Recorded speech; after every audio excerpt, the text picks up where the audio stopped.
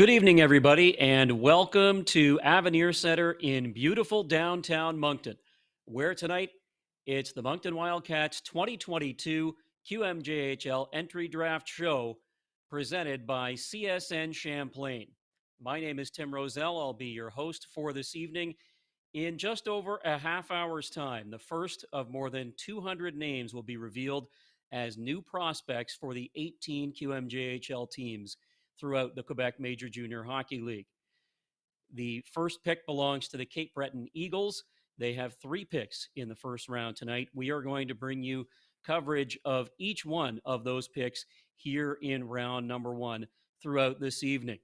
Now, the Wildcats do not pick in round 1, and we're going to talk about that a little bit later on. But what we are going to do is we are going to bring you coverage of not only those picks in the first round, but we have some other things for you as well.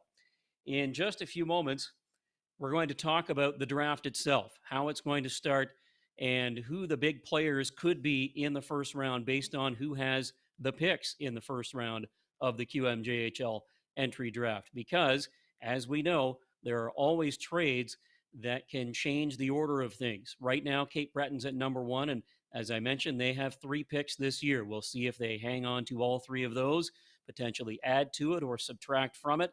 And there are other teams that are in the same boat, some trying to move up, some trying to move down. All of that will play out over the next couple of hours here tonight. And I'm glad to have all of you along with us, joining us on our YouTube page or on the Moncton Wildcats Facebook page as well. In just a few moments, we are going to take a look not only at the overall draft situation, but also where the Wildcats sit in terms of their draft picks coming up over the next 2 days. At this point, they are not scheduled to pick tonight, but they do have a number of picks lined up for tomorrow, and we'll see just how many of those they actually do make in the draft over the next day or so.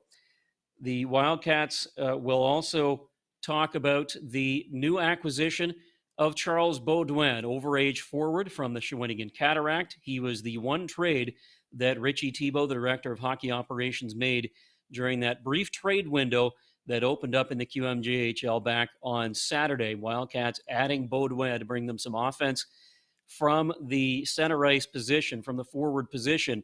And we'll talk to Richie Thibeau about that move, along with his thoughts heading into the draft here tonight as well. And I also caught up with Charles Beaudoin, the newest member of the Moncton Wildcats, and we'll talk to him a little later on as well. We've got all kinds of former and current players that are going to join us throughout this broadcast as well, and we'll catch up with Wildcats head coach Dan Lacroix throughout the evening too. But we strive to bring you each pick as they happen here tonight, beginning just after 8 o'clock with that expected first overall selection from the Cape Breton Eagles. So speaking of the Eagles, let's turn over to the first round of the QMJHL entry draft. Round 1 goes tonight, and it's only round 1 that goes tonight. Rounds 2 through 14 will take place tomorrow, and you can follow those live on our social media pages, and throughout the day, we'll be bringing you the latest Wildcats information in terms of new players, potential trades, and things like that. But here tonight, you can watch along with us as the QMJHL introduces you to the next generation of its stars. Teams to keep an eye on in the first round include those Cape Breton Eagles with pick number 1. They also have number 11 and number 16 in the first round of the QMJHL entry draft. It's the 3rd time in their history that they will pick first overall. It's the first time that they've had 3 picks in round number 1. And they'll be a team, obviously, to watch with new general manager Sylvain Couturier at the helm in Cape Breton. Another team to keep an eye on, the Chicoutimi Saguenay. They have the most picks in the first round this year with 4. Their first pick is slated to come at number 3, but they also have numbers 12, 13, and 18 in round number 1 of the 18 picks that will be made here today. 2 picks belong to the Baie-Comeau-Drakkar. The Rimouski Oceanic also slated to pick twice in the first round. And then the Victoriaville Tigre, Rouyn-Noranda Huskies, Halifax Mooseheads, Blainville-Boisbriand Armada, Drummondville Voltigeur, Gatineau Olympique, and Val-d'Or Foreur all with one pick each. But as we know, especially for those of you that have been following the QMJHL for a long time, the first round can often be a little bit volatile in terms of trading. We've seen lots of first round picks move on the floor, or in this case, virtually over the years, where moves are made as the draft happens, and we'll bring you those moves when they occur as well. But for right now, again, Chicoutimi with the most picks at 4 in the first round, Cape Breton Eagles at number 1 overall as one of their 3 picks in the first round of this QMJHL entry draft here in 2022. Now, in terms of prospects, some of the names to keep an eye on: the number 1 prospect, as listed by the QMJHL's Central Scouting Service, is big right shooting defenseman Thomas Lacroix. He's from Repentigny, Quebec. He played last year at Collège Esther Blondin in the Quebec Under-18 Hockey League, and he had 7 goals, 21 points in 36 games last year. He's considered to be an all-around defenseman, real good offensively, good defensively, and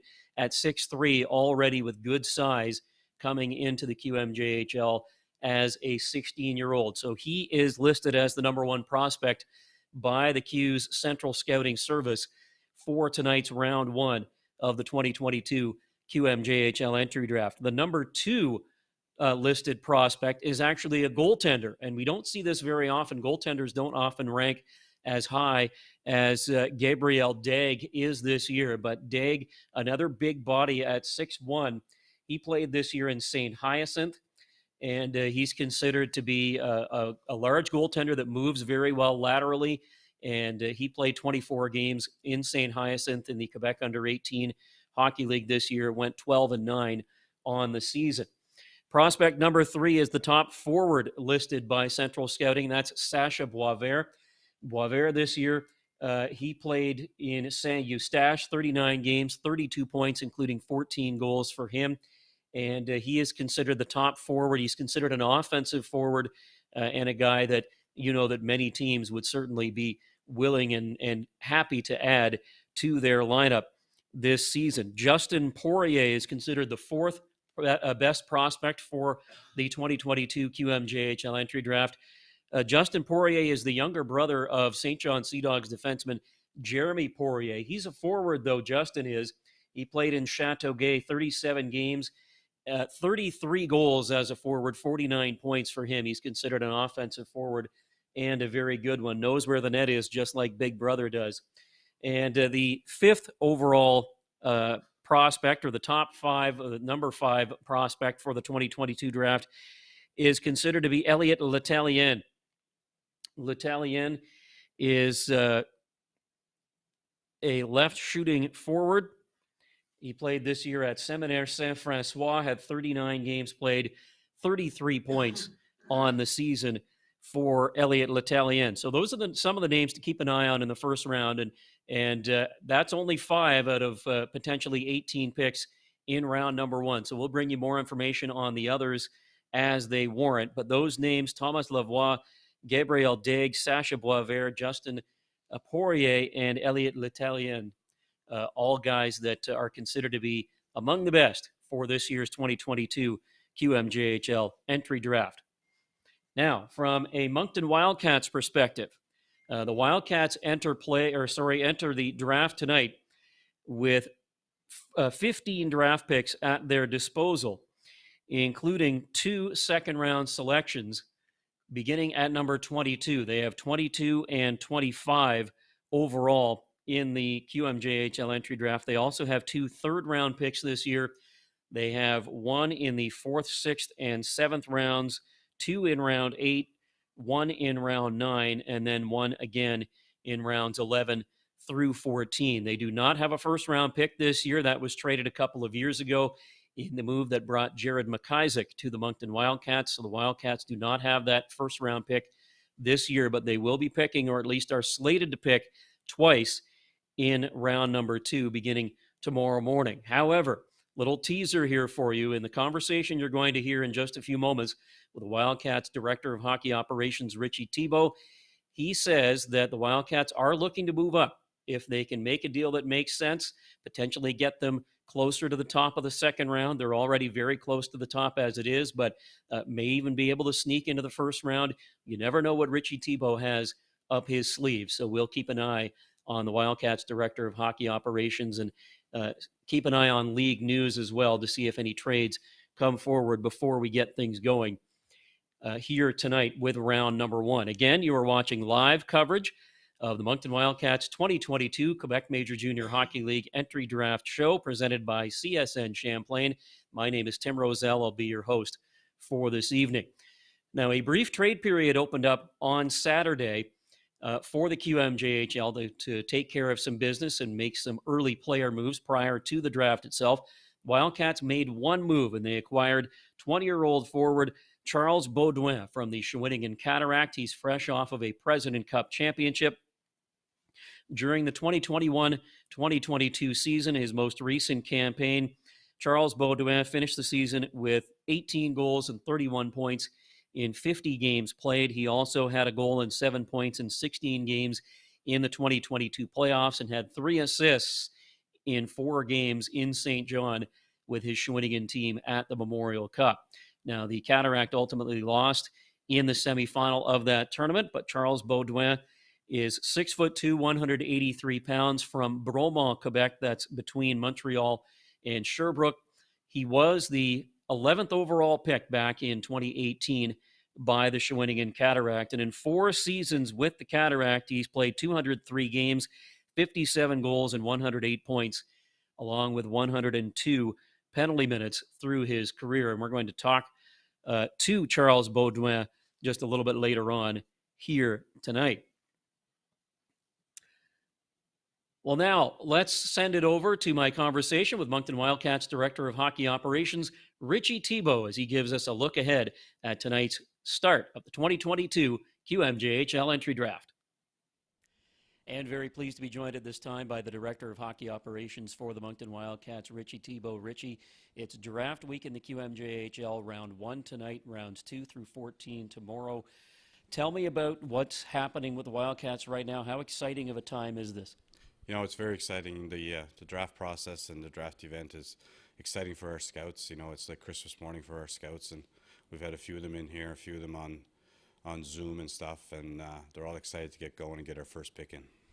Now, obviously, the last couple of years have been different than normal seasons, quote unquote, because of the COVID-19 pandemic. So what has it been like this year for Alex and the rest of the scouting staff getting out there and trying to see as many prospects as they possibly can? Well, we had a scout make a comment to me yesterday. It was kind of nice. We're talking about players we actually seen play hockey instead of practice. And that really says it all. It's been fairly a normal year other than, a stoppage there in the middle, but we got to see all the players play games. And when we're discussing players, we've had a number of our scouts view them, and we get different opinions now. And it's actually seen them in hockey games and in playoffs and different things, which is we got a much better read on the players this year than we did last year. Now, heading into draft day, the Wildcats have no first-round pick, but 2 picks in the second round, just like last season. You pick this time at 22 and 25, at least as it's scheduled at the moment. Does that change your approach to the draft at all, knowing that, you may be waiting a little while before you're able to get that first pick in? No, not at all. We feel at 22 and 25 we're going to get 2 very good players. We believe, once you get out of the top of the draft, there's a group of a number of players that could go anywhere from 10 to 25 or even beyond that. So, we'll sit there and patiently look at it and see who the best player is at 22 and make that pick. We are looking at opportunities to move up in case there's something there that we want to do a little different. But right now, if we pick at 22 and 25, we'll be ecstatic. Well, and even you look at last year's picks with Etienne Morin and Alex Mercier in the early part of the second round, and those 2 guys played very well for the Wildcats. Mercier, especially in the second half when he joined the team full time, but those 2 were impact players for the Wildcats, and they were picked right in that area. And those are 2 guys that we, on our Wildcat list, we had in our top 10. So when we looked at it and got done through day 1 of the draft, and we're prepping for day 2 in the morning, and we see both guys are still on the draft board, we were very excited, and we anticipate something similar tonight, that at least one of our top guys will be there, and hopefully 2. You mentioned you are looking to potentially move up. Could you characterize the chatter around right now? Is it pretty standard for what you've seen the last couple of years, or what's it been like? Yeah, it is pretty standard, but like I said, there's a group of players that could be anywhere from 10 to 25. So teams are willing to move their picks and are willing to move down and acquire more picks or other assets. So I think you'll see a first round that's a lot of excitement tonight.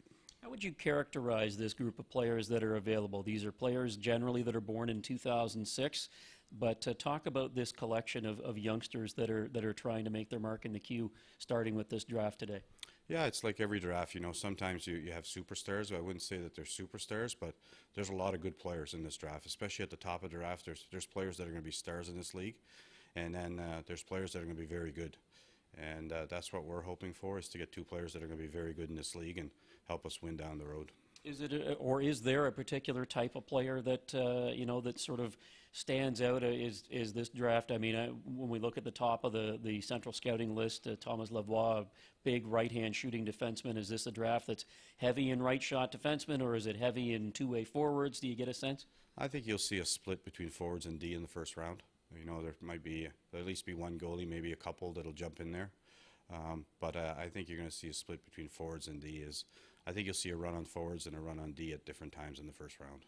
I know the general rule of thumb is always take the best player available when it's your turn to pick, but is that kind of the approach that you're taking once again? Yeah, for us, our cupboards are in pretty good shape as far as prospects, but you never have enough. So for us, it's bringing and drafting the best player available that can make the biggest impact down the road for us. And whether that's a forward, a defenseman, or a goalie in that second round, that's who we're going to pick. So you have been able to retool over the last couple of years, as we talked about, with players like Morin, Mercier, Nathan Grenier coming over in the trade with St. John as well. He was a first-round pick last year. Talk about where things stand with the Wildcats right now. As you say, the cupboards are filling back up again after a bit of a challenge. Yeah, we've got some players that we drafted last year that are going to come in this year and really make a push to make this team. And we're really excited about that. We've got 3 or 4 players at the forward position. We've got some at the defensive position that are going to come in and challenge. And then, we got some free agents that we're not going to forget about that are going to come in and really battle. So we're looking for a very competitive camp, but we know we've got some kids that we drafted that are going to push hard to make a spot on this team. We're with Richie Thibeau, the Director of Hockey Operations for the Moncton Wildcats. And, of course, Richie, draft week is not just about the draft itself. Sometimes you make some moves to retool or things like that. And you've made one trade so far involving an overage forward from the Shawinigan Cataract. Tell us about the acquisition of Charles Beaudoin.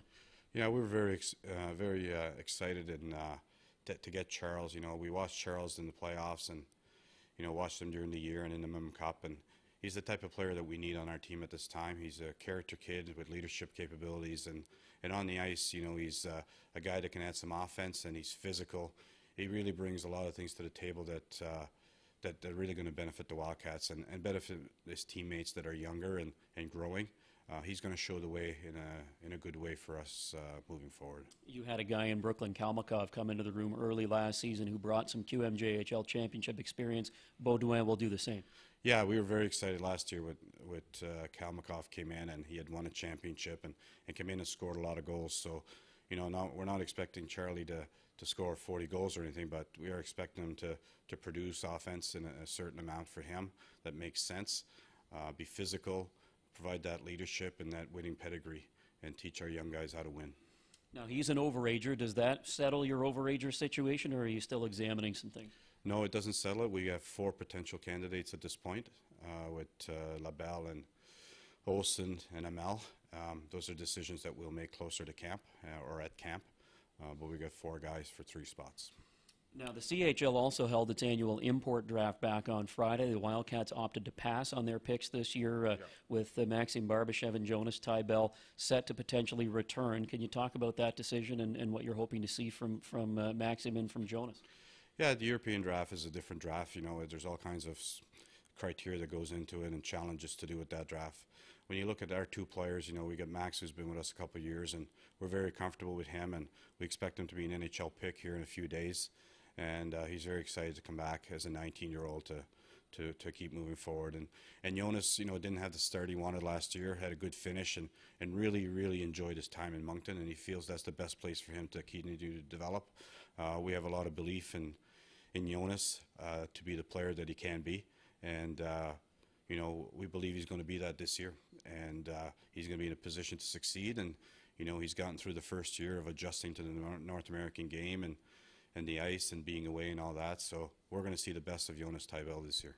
All right, just as we wrap up here, Richie, one final thought. As we look ahead to the draft tonight, what's going through your mind getting ready for pick number 1 and beyond?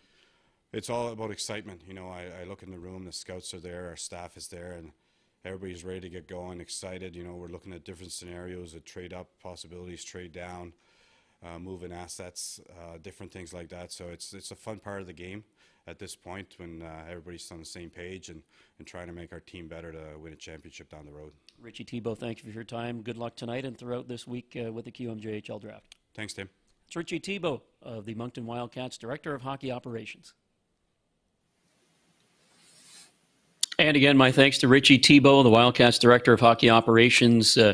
Hard at work right now, getting ready for the start of the 2022 QMJHL entry draft. This is Tim Roselle with you. We are live from Avenir Center in beautiful downtown Moncton.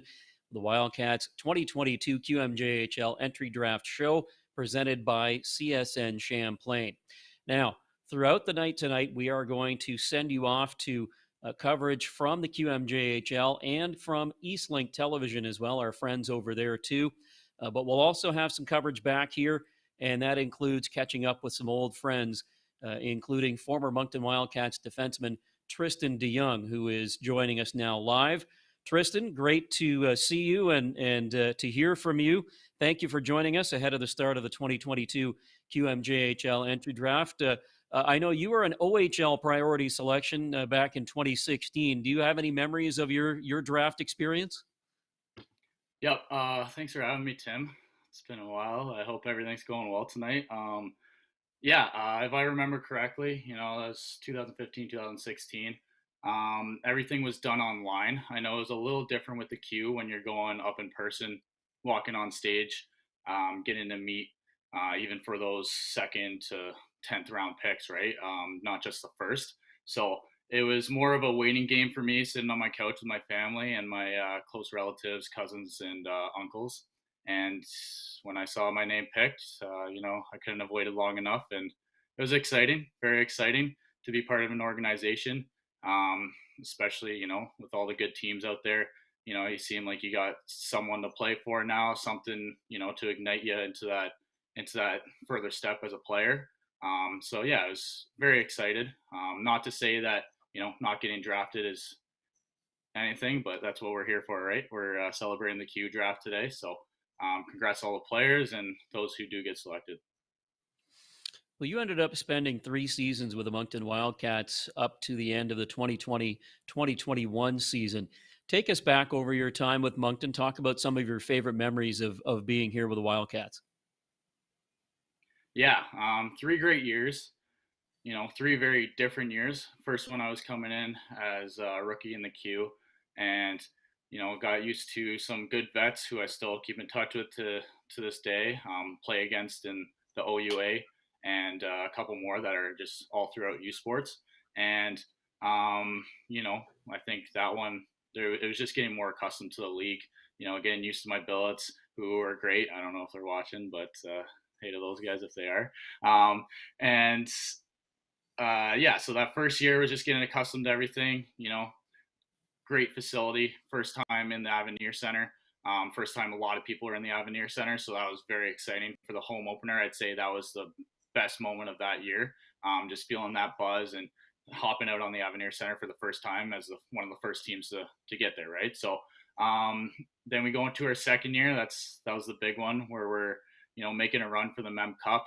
A lot of great players that I got to meet and play with, and a lot of fun we had that year. You still have 12 to 15 guys who are in the AHL and some in the NHL right now who I still keep in touch with, and everybody's on their different paths, but you still keep up with each other. And that's probably going into playoffs was the best time that I remember, when we were on like a 15 game win streak. confidence at all ends, and we were getting coached well. We had everything going for us, and then unfortunately it all got kind of cut short, right? So after that, third year, come back and get to see a couple new faces and a little bit of a rebuild. And even though it was COVID, I know a lot of people who didn't get to enjoy their final year as a player in the OHL or even in the WHL, but I still got probably 40 to 45 games in. So I love that I was able to keep developing as a player in my final year, and keep meeting new people. Honestly, there's so many people I've met over the couple of years I was there that I still keep up with. I was actually in Halifax not too long ago, and probably 2 weeks now, and I'm making a trip this week to PEI. So the roots are still there, and I'm still having fun every time I come down. Always good to hear that you're coming back to the East Coast, Tristan. Good to hear that for sure. What was it like for you later on in your career, the last couple of years, especially when you're watching some of the younger players that may have just been drafted coming into the lineup, coming into the locker room, and maybe trying to help guide them along the way a little bit? Yeah, that's really all you can do as a vet. From me being a 18-year-old rookie to stepping into that position, where I can take those guys and either develop on the ice, push the pace as a competitive team, or just get them accustomed and ask them how they are as a player, where they're coming from. It's all part of the process, and it's nice seeing those new guys kind of flourish as they get comfortable with the whole team coming in, especially if you're a 16-year-old or 17-year-olds. I remember most of our 16-year-olds when I was, further than a rookie was they're incredible, and they made a big impact on our team, and ended up being key pieces up till last year and the year before, right? So. Well, Tristan, after 3 years with the Moncton Wildcats, you have now moved on to university sports. You played this year at Guelph in the Guelph Griffins. Tell me about your experience with university hockey. Yeah, it's been going well so far. First year, it took a bit to get accustomed to. We did have a lot of breaks with COVID. So in a short season, 28 games usually, I think it is, seeing half of those games is a lot different from being in the queue when you're playing upwards of 68, right? So we didn't get to see much in terms of games. We got isolated into our own conference, only saw 4 or 5 teams. But other than that, I thought I did very well as a player in terms of developing and stepping into, a new room with new guys under great coaching. So I'm having fun so far, and I'm still going to Guelph every day to train, and I'm on the ice in the summer. So I'm looking forward to the next couple of years with the team, and seeing how we can do in an actual normal non-COVID year. Well, Younger, thank you so much for your time. We certainly appreciate it. Hope you enjoy our coverage of the 2022 QMJHL entry draft. Stay safe, stay healthy, and have a good offseason of training, and good luck in the fall back at Guelph. Thanks for having me, Tim. Have a good night.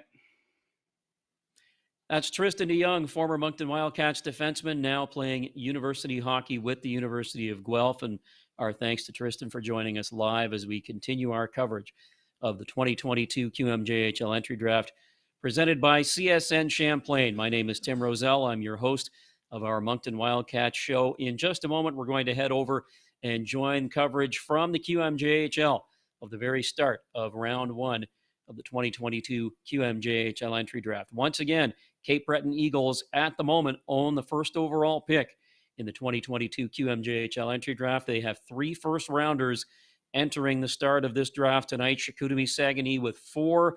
Lots of speculation online that they might be trying to get a 5th, and lots of other activity expected in round number 1 as well. So let's do just that. Let's head over to join coverage from the QMJHL. This is the 2022 QMJHL entry draft. During the start of this draft tonight, Chicoutimi Saguenay with 4. Lots of speculation online that they might be trying to get a 5th, and lots of other activity expected in round number 1 as well. Certainement de très, très beaux moments dont on va se souvenir très longtemps.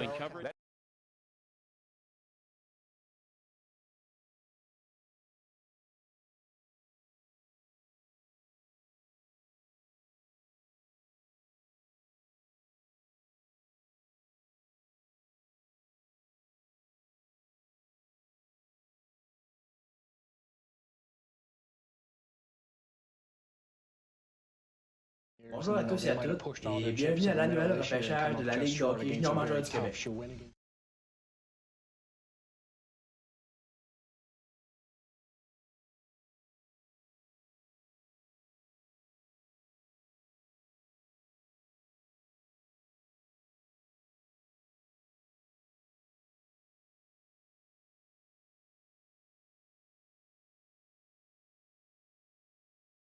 The Memorial Cup champion, St. John Sea Dogs. Congratulations to them. But when you win a Memorial Cup and you have so many NHL draft picks and so many overagers in your lineup, you look at the next season of what's going to happen. What do you see with St. John over this weekend? Well, the dismantling has already started, Maps. Obviously, with the Josh Lawrence deal, one source wrote an article about it and published that this morning. One source saying that Peter Reynolds is on the move, is going to take flight with the Sherbrooke Phoenix. Whenever you win a championship and build for a championship, you're going to dismantle, and you're going to try to build up. And that's what John Dogs, Trevor Georgie, and Anthony Steller are going to do. And try to do through the draft. So, you know, when you're looking at the St. John Sea Dogs, you're also looking at the Acme Bathurst Titans. They were aiming and gunning for a long run towards the President's Cup as well. So when you have teams that are now unloading, so Zach Bigger sent out, Marc-Andre Gaudette sent out as well. Not sure if Gaudette's going to. There's some buzz around that Gaudette might be potentially moved as well. That remains to be seen. There's a whole bunch of speculation out there. And then quickly, the Moncton Wildcats, they're going to, again, continue to look to fill the cupboards and to get players more skill up front. They need some offensive gifted players up front here in Moncton. I'll tell you what, we got about a minute and a half before Gilles Courteau heads to the podium. And with all the speculation, everything building up, I'm going to ask Logan, Craig, and Dave. First off, what do you think should be your biggest surprise in the draft? Logan, you go first. Someone's going to take a goalie very high. Okay. Dave. Your biggest surprise in the draft there, Dave Kerner. What do you think?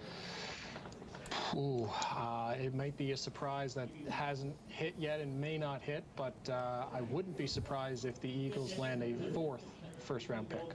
And Craig, yourself.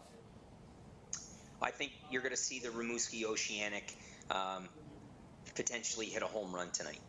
And they're going to draft some players that are going to be monumental pieces for that franchise moving forward. Well, I'm going to tell you, I think the home run has already been hit, and it was hit on Saturday when Blainville picked up Patrick Gay and Josh Lawrence. Because right there, I mean, you think Josh Lawrence playing with Will Dufour, okay, so how much of that magic works into the 100 points? And Patrick Gay, well, he's a goal scorer. So you have Josh Lawrence, who passes the puck well. You have Patrick Gay, who finishes well. I think Blainville has already hit the home run of the weekend. And I know Mike Smith, hey, how you doing? He's very happy to hear that coming out of us now. We're getting very close to it. I can't wait again. Look, when we had a second, I see we've got Gilles Courteau about ready to go at the podium. We're just waiting. I know he's got to wait for the feed from. And welcome back to Avenir Center in Moncton. Tim Roselle with you with the Moncton Wildcats 2022 QMJHL Entry Draft Show presented by CSN Champlain. We are moments away from the first overall pick in the 2022 QMJHL Entry Draft. Let's take you now live to coverage from the QMJHL. Merci Stéphane. Bienvenue à nos futurs joueurs et à leurs familles, à nos amateurs, équipes, partenaires d'affaires, médias et à nos circuits de développement à la séance de sélection 2022 présentés par FunPlace. Welcome to our future players and their families, to our teams, corporate partners, media, as well as hockey development branches, to the 2022 QMJHL Entry Draft presented by FunPlace. À la suite d'une saison remplie de nombreux défis causés encore une fois par la COVID-19, mais relevés avec brio par nos organisations dont leurs propriétaires et personnel dévoués, nous nous tournons vers le prochain groupe de joueurs étudiants élites. Les centaines d'individus verront leurs efforts et sacrifices récompensés alors qu'ils feront leur entrée au sein de la LHJMQ au cours des 2 prochains jours. Félicitations à vous tous et merci à vos parents et ou vos proches de vous avoir permis d'accéder à la prochaine étape de votre carrière à titre de joueur étudiant. Following a season once more filled with COVID-19 challenges, but which were ultimately pushed aside due to the commitment of our owners and their staff, we can finally look forward to seeing the next wave of elite-level hockey players, but this wave is a positive one. To you, the players, congratulations. Your hard work and dedication have paid off. And to the hockey parents out there, thank you for sticking it through early morning practices, long road trips, and probably a few snowstorms. In closing, I would like to congratulate the Sea Dogs organization, their owner, Scott McCain, the Sea Dogs staff, as well as the host organizing committee led by Chair Mark Anthony Ashfield for the exceptional Memorial Cup event which was presented by our title partner, Kia. Par ailleurs, félicitations aux Cataractes de Shawinigan, à leur groupe de propriétaires, le personnel hockey et administratif pour avoir remporté le tout premier championnat de la Coupe du Président après 53 ans d'histoire. Je suis convaincu que la grande région de la Mauricie passera un très bel été à festoyer cette victoire.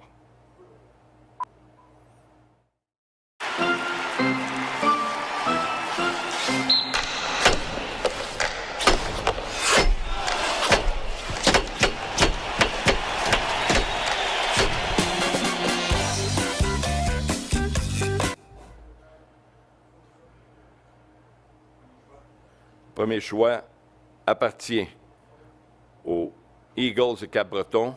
First pick belongs to Cape Breton Eagles.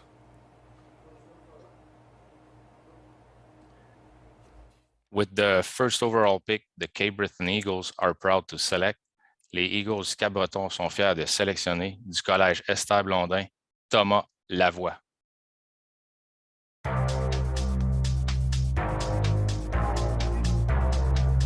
Il passe au cercle, ça s'en va vers Lavoie. Lavoie tire de loin, c'est le but! La pointe pour Lavoie. Son tir, c'est bien devant le but! Lavoie de l'espace, un tir. Le qui le tir et le but!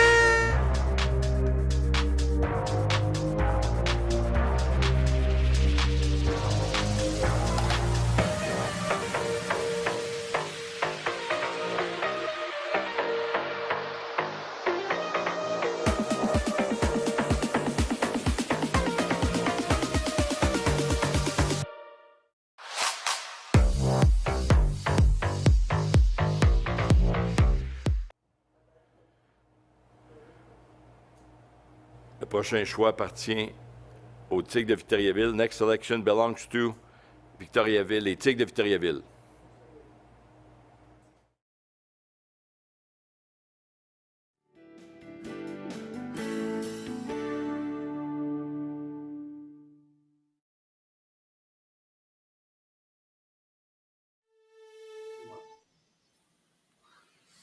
Well, there you have it. Thomas Lavoie, the first overall pick in the 2022 QMJHL entry draft from Collège Esther Blondin in the Quebec Under-18 Hockey League. What a season he had. 7 goals, 21 points.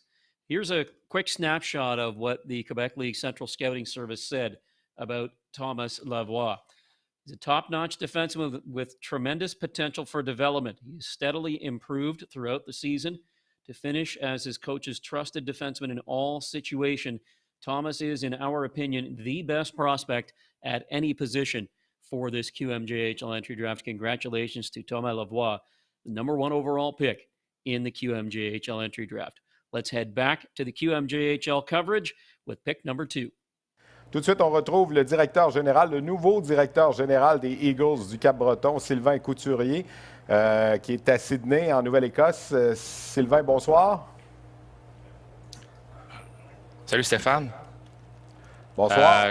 Juste pour rectifier, je suis directeur général, recruteur-chef du Québec. Excuse-moi, on m'avait dit... il n'y a pas de problème. Comment ça va? Ça va très bien, toi?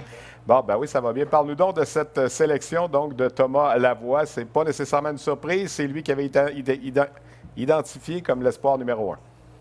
Effectivement, c'était un incontournable pour nous, là, un défenseur format géant, là, droitier, comme ça, qui patine très bien, un très bon lancer, une bonne présence physique. C'est un gars qui a un bon physique, qui s'en sert très bien. Beaucoup de potentiel. On voit des très belles choses en lui. J'ai entendu ton directeur général, Sylvain Couturier, le comparer un peu à Noah Dobson. Que penses-tu de cette comparaison-là? Effectivement, c'est une belle comparaison. Il y a des similitudes, en effet, deux bonhommes, grand gabarit, qui peuvent faire beaucoup de choses sur la glace, qui peuvent prendre des grosses minutes, jouer dans toutes les situations. C'est effectivement comme ça qu'on le voit. Est-ce que pour vous, ça a été unanime au sein des recruteurs ou si on a eu à discuter comme le Canadien semble faire présentement pour son premier choix de jeudi? Non, on ne s'est pas éternisé. Pour être franc, là, c'était pour nous quelque chose qu'on avait besoin. Puis les discussions n'ont pas été très, très longues. C'est certain qu'il y a d'autres bons joueurs. And we're back in Moncton once again at the Avenir Center. Tim Roselle with you with the Moncton Wildcats 2022 QMJHL Entry Draft Show presented by CSN Champlain. We're just awaiting the second pick in the 2022 QMJHL Entry Draft, which at the moment belongs to the Victoriaville Teague. And while we await that pick, we can talk a little bit more about the Cape Breton Eagles making that selection of Thomas Lavoie. The Eagles were one of the most active teams in the brief trade period that opened up on Saturday in terms of making deals. They made 10 different trades. Sylvain Couturier, the new general manager there, certainly no stranger to making moves. Sure, some of these moves were likely already predetermined from previous transactions and things like that. But Sylvain Couturier has never been shy about making moves to try and upgrade his team. And he certainly did that with the moves that he made on Saturday, including moving Jacob Squires, who is a right-handed shooting defenseman, 19 years old, to the Charlottetown Islanders, perhaps making room on that blue line for young Thomas Lavoie. And they also moved Emile Perron, who was a first-round pick of the Eagles last year. He is no longer with Cape Breton. So again, more space potentially opening up for Thomas Lavoie, the first overall pick in the QMJHL entry draft by the Cape Breton Eagles. Let's head back now to live coverage for pick number 2 in the 2022 QMJHL entry draft. Assez tôt dans la saison, il a su se démarquer assez rapidement. Puis au fur et à mesure que la saison avançait, on le voyait prendre des pas de géant. Là. Autant au niveau de son équipe, son temps de jeu, toutes les responsabilités. C'était vraiment rendu là, un joueur qui était utilisé à toutes les sauces. En avantage numérique, des avantages en début de match, en fin de match, fin de période, et ainsi de suite. Est-ce que tu as l'impression qu'il va parvenir à s'imposer assez rapidement comme défenseur dans le circuit? Il a tous les outils. Il reste juste maintenant à mettre tout ça en place en espérant là, que ça fonctionne bien pour lui. Puis moi, là, on me dit que le jeune est très mature pour son âge et ainsi de suite. Puis j'ai juste eu des bons commentaires de sa part. Un jeune homme originaire de Repentigny, donc il jouait pour les Phoenix du Collège Esther-Blondin. La dernière fois que les Phoenix avaient produit le tout premier choix de la séance de sélection, il faut remonter à 10 ans, Daniel Audette, qui avait été choisi par, à l'époque, le Phoenix de Sherbrooke, qui avait choisi un joueur du Phoenix, on se souvient, là, du Phoenix au Phoenix. Alors, on va souhaiter bonne chance, évidemment, à Thomas Lavoie. On aura sans doute l'occasion de lui parler un petit peu plus tard. Dans quelques instants, on aura la deuxième sélection, celle des Tigres de Victoriaville, à la suite de la loterie qui a été tenue là, le mois dernier. Les Tigres, donc, qui ont conservé le deuxième choix du classement général. Donc, dans quelques instants, on aura le choix des Tigres.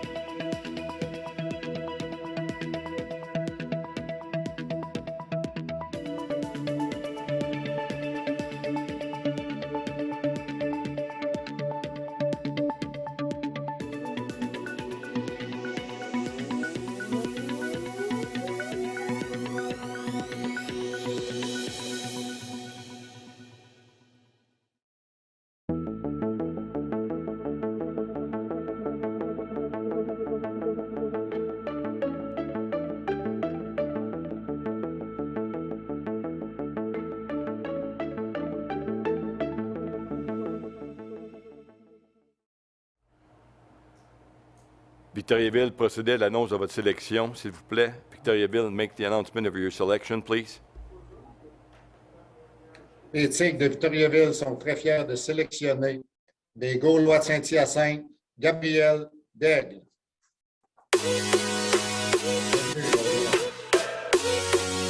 Caron, Félix Caron qui s'échappe. Le tir, bel arrêt du bouclier. Attention, le tir et l'arrêt de Daigle. Échappé. Super tir, bloqué. Quel arrêt la huitième. Il sera chassé. Et devant le filet, bel arrêt. Retour ensuite. Autre.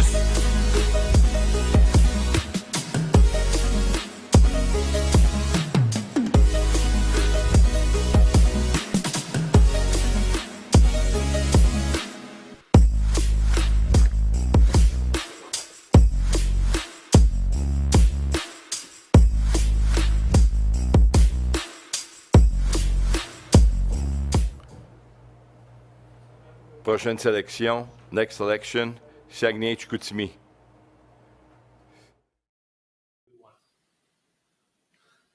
Welcome back to Moncton. Tim Roselle with you with our Moncton Wildcats 2022 QMJHL entry draft show presented by CSN Champlain. Gabriel Daigle picked at number 2 overall by the Victoriaville Teague. The goaltender, a big one at that, 6'3", 191 pounds. He was the number 2 ranked prospect for the 2022 QMJHL entry draft, and he goes right in that number 2 slot.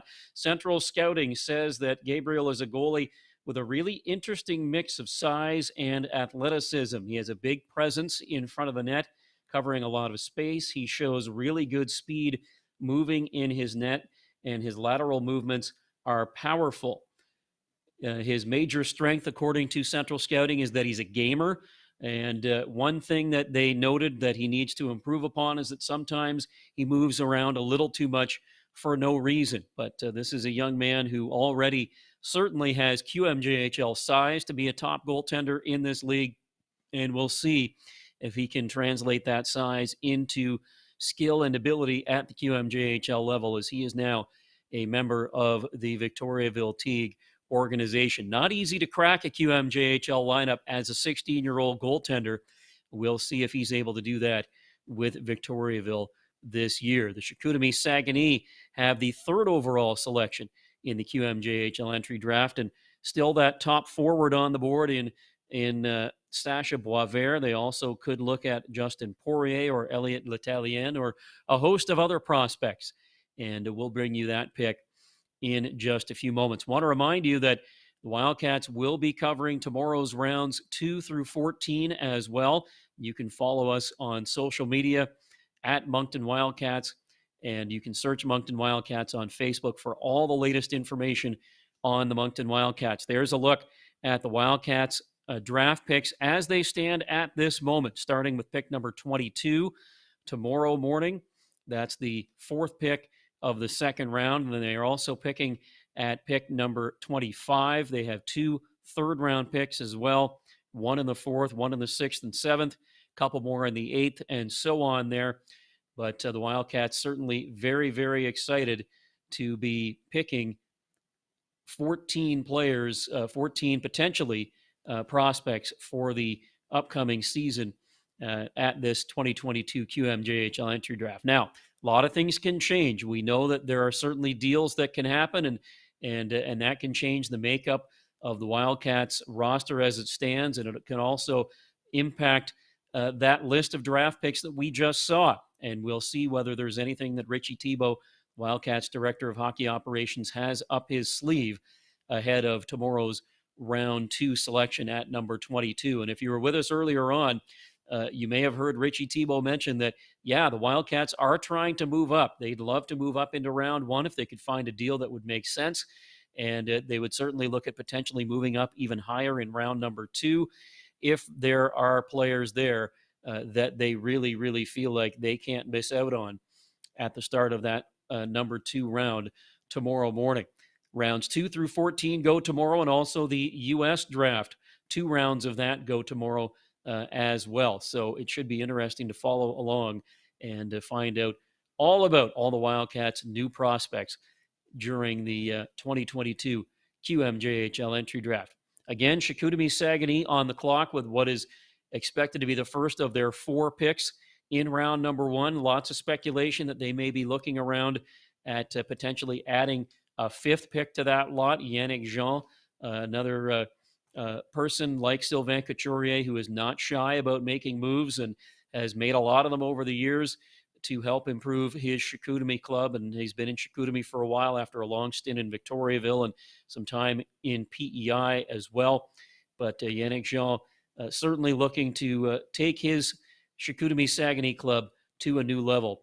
And he's hoping to do that with the 3rd overall pick in the 2022 QMJHL entry draft. Again, top prospect left on the board right now is Sacha Boisvert, who is that first forward or the top forward, I should say, ranked by the QMJHL's Central Scouting Service. He's listed at 6'1", 151 pounds. He played at Mount St. Charles Academy last year and had a very strong year for them. He's considered an offensive forward and a guy who knows the all-around game fairly well as well. So let's head back now to live coverage from the QMJHL. Coming up, pick number 3 in the 2022 QMJHL entry draft. There, and you know, there's a rich history there with that organization, Mavs, and I think it's fantastic what they've done. And I think you know, the organization right now is building their foundation, and just like we alluded to earlier, they're building that foundation, that championship pedigree foundation, and that's what they're hoping to do here in the next 2 to 3 years. All right. Well, let's take a look at who is going to be the 3rd overall pick. Let's go to Gilles Courteau for the selection. S'il vous plaît, procédez à votre sélection. Please make your selection. Au moment où je me présente devant vous, notre assistant directeur général Brian Lizotte arrive au domicile de notre premier joueur repêché. Les Saguenayens sont extrêmement fiers de sélectionner comme premier choix de l'encan 2022 qui représente le 50e anniversaire de notre franchise, de l'Albatros du Collège Notre-Dame, Maxime Massé. Massé, a big right winger, 6', 166 there, and a lot of scouts are talking about this young man's wrist shot and something that he can really stretch out the offense and beat a goalie from far out. Logan, what do you like with this pick? Well, I tell you, the one big thing everyone keeps talking about is this kid's shot. Apparently, he can pin a puck. I've seen some video clips of him in a couple games here and there, but yeah, he can really wire one. But I tell you, a relatively interesting pick for Chicoutimi, and I'm not saying it's a bad one at all. A lot of the draft lists had him pegged around 13, 14. Now, you know, he being from Quebec, Chicoutimi, Quebec team, they guarantee they've seen this kid play a lot. Very confident in this pick, and it's something they can add to in Chicoutimi, a team that's also undergoing a lot of roster rebuilding as well, and rebuilding for the next couple of years. So I think it's an excellent pick for them. Dave, we've got you back now. When we take a look at Chicoutimi, what are some of the things that step out for you and when you look at their depth chart and what they're looking to build with, and especially with this pick of Maxime Massé? Well, with this team, I mean, with Chicoutimi, when I look down their depth chart and how they want to approach this draft, obviously 4 picks the first round is a great step or a great place for them to be in. And I've kind of got to, you know, take your pick, you know, depth on D. They've got the aging goaltender situation, but they want an offensive forward, probably specifically on the right side, perhaps. But this Massé pick, you know, a big, strong right winger. I had heard, you know, kind of that Rimouski I had heard that Rimouski moved up in the hopes of landing Massé maybe in that 5 spot. So if that was in fact the case, you know, that's Rimouski's kicking themselves right now. But again, this kid Massé, offensive instincts, you know, responsible in the defensive zone, really plays a 200-foot game, really good at winning his one-on-one battles, protecting the puck. Projects to be a top 6 forward in this league. So, you know, kind of like Logan said, a little bit off the charts this early in the draft, especially for Chicoutimi, who have 4 picks, but nevertheless, a great pick. I'll tell you. And welcome back to Moncton. Tim Roselle with you with the Moncton Wildcats 2022 QMJHL entry draft show presented by CSN Champlain.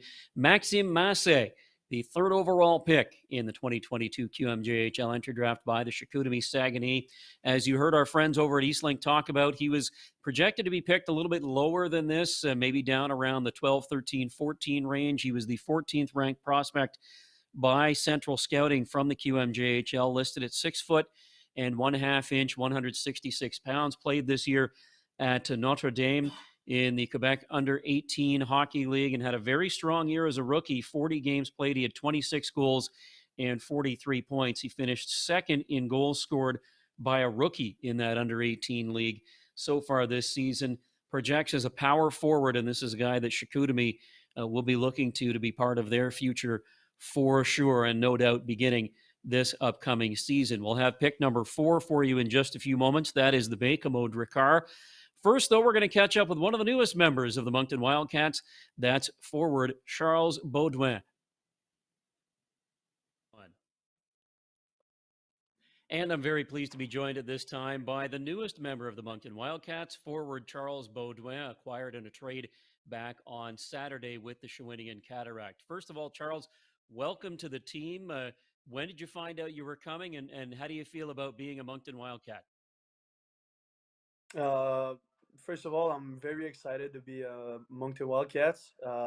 Great organization, and I'm very proud to be a 20-year-old for the Wildcats. I found out that I was traded right after I was coming back from the Mem Cup in the plane.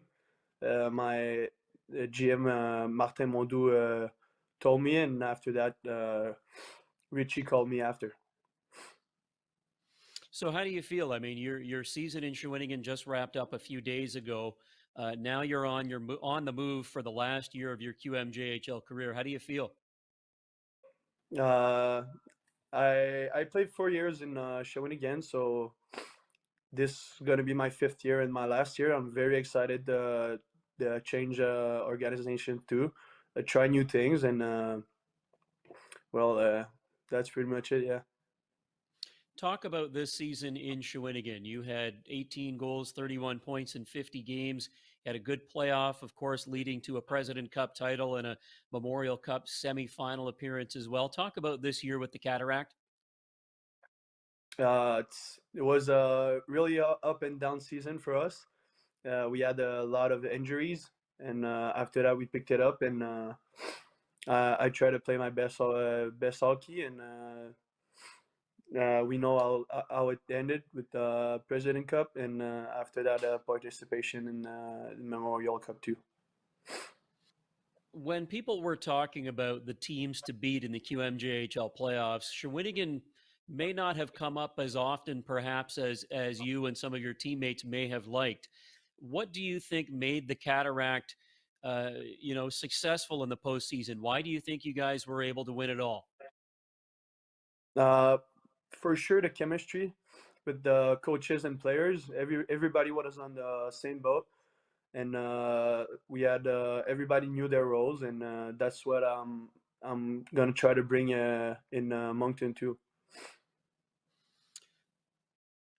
It was a difficult year, as you mentioned, in Shawinigan with a lot of guys being hurt. Was it tough to really get a sense of how good of a team you really had until some of those guys were able to be in the lineup together? I mean, for sure, we played I think 0 games in regular seasons together. We started playing full lineup when William Veillette came back against Quebec, I think, in the semifinals. So we didn't know what our full potential was till then, and now we know we're a pretty good team and great chemistry, like I said. Now, what made the difference for you guys against Charlottetown in the President Cup final? The Islanders were such a good team this year at locking down opponents, not allowing them to get many shots on goal, many good scoring chances, but you guys took advantage of the opportunities you got. What allowed you to do that against a very good Charlottetown team? Like you said, probably the opportunities. I mean, one game we had 4 shots on goal and they had 22, and we were still winning 3. We're up 3-2. We didn't stress too because every time we went down the goal, we knew we could come back. We did it all seasons and on the playoffs. So, I mean, we stayed focused and stayed cool, and that's it. You had 3 assists in the 4 games played at the Memorial Cup. Talk about that experience. It's one that not many players get to have. I mean, I played with 2 great players all the Mem Cup with Maverick Burke and Xavier Bourgo. When you play with those kinds of guys, you know the first thing you want to do is play simple and play your game. They've put me with them so I could get the puck and let them do the work. So that's pretty that's probably why I had a good tournament too. So after 4 seasons with the Shawinigan Cataract, you are now a member of the Moncton Wildcats for your 20-year-old season. For fans who may not be familiar with you or with your game, what do you feel like you bring to this team? I'd say I'm an offensive player with a good body. I can be physical. I like to be physical, and that's what I'm gonna bring to the team. I'm a good leader too, so I hope I can bring every young guys in, and I'm very excited to be part of the Moncton Wildcats. What do you think you can bring from that playoff experience, the championship experience, the Memorial Cup experience?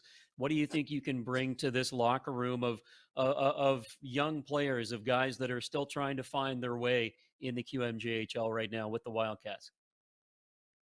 I mean, I've been there. I had good 20-year-olds when I was 17, 18. So I learned from those guys. Stay cool. Enjoy the moments you have in the queue. It's a very important moments. That's gonna be there for the rest of their lives, and for sure bringing the leadership that I just got from the playoffs and the Mem Cup with how to stay cool and how to play in those kinds of games. It's gonna work. Yeah, it's gonna be what I'm gonna tell them probably. Now, I would be remiss if I didn't ask you about your own QMJHL draft experience. You were the 11th overall pick by the Shawinigan Cataract back in the 2018 QMJHL entry draft. What do you remember about that day? It's probably one of my best days of my life. I mean, to get drafted in this league's very proud moment for the players and for the families too. And I'd say good luck to all the guys who are getting drafted today and tomorrow. Well, yeah, as a guy who was drafted 4 years ago, what would you have any advice for any of those guys that are potentially waiting for their names to be called today? And like I said, enjoy the moment. If you get drafted, there's a lot of time, but the time pass quick. I mean, 4 years ago seems like a year ago for me, and enjoy the moment all the way. Enjoy the draft too. Charles Beaudoin, thank you so much for your time. Congratulations. Welcome to the Moncton Wildcats. We'll see you in a few weeks when training camp begins in August. Thank you. And that was Charles Beaudoin, the newest member of the Moncton Wildcats, forward picked up from the Shawinigan Cataract back on Saturday during that trade period that opened up on the weekend. While we were away, we've had a 4th pick in the QMJHL entry draft. It's Justin Poirier, now a member of the Baie-Commode Ricard. Poirier played at Chateauguay this season. He had 33 goals and 49 points in 37 games this season. He's a small forward, but considered a power forward, an offensive forward, and he's a player that many were excited about. Now we're going to head over to coverage from the QMJHL for pick number 5 in the Rimouski Oceanic. The Flyers of the Moncton, from the Moncton Flyers, Spencer Gill. Spencer Gill off the board, the big right defenseman from the TELUS Cup champion Moncton Flyers. Say it loud, say it proud, my friend.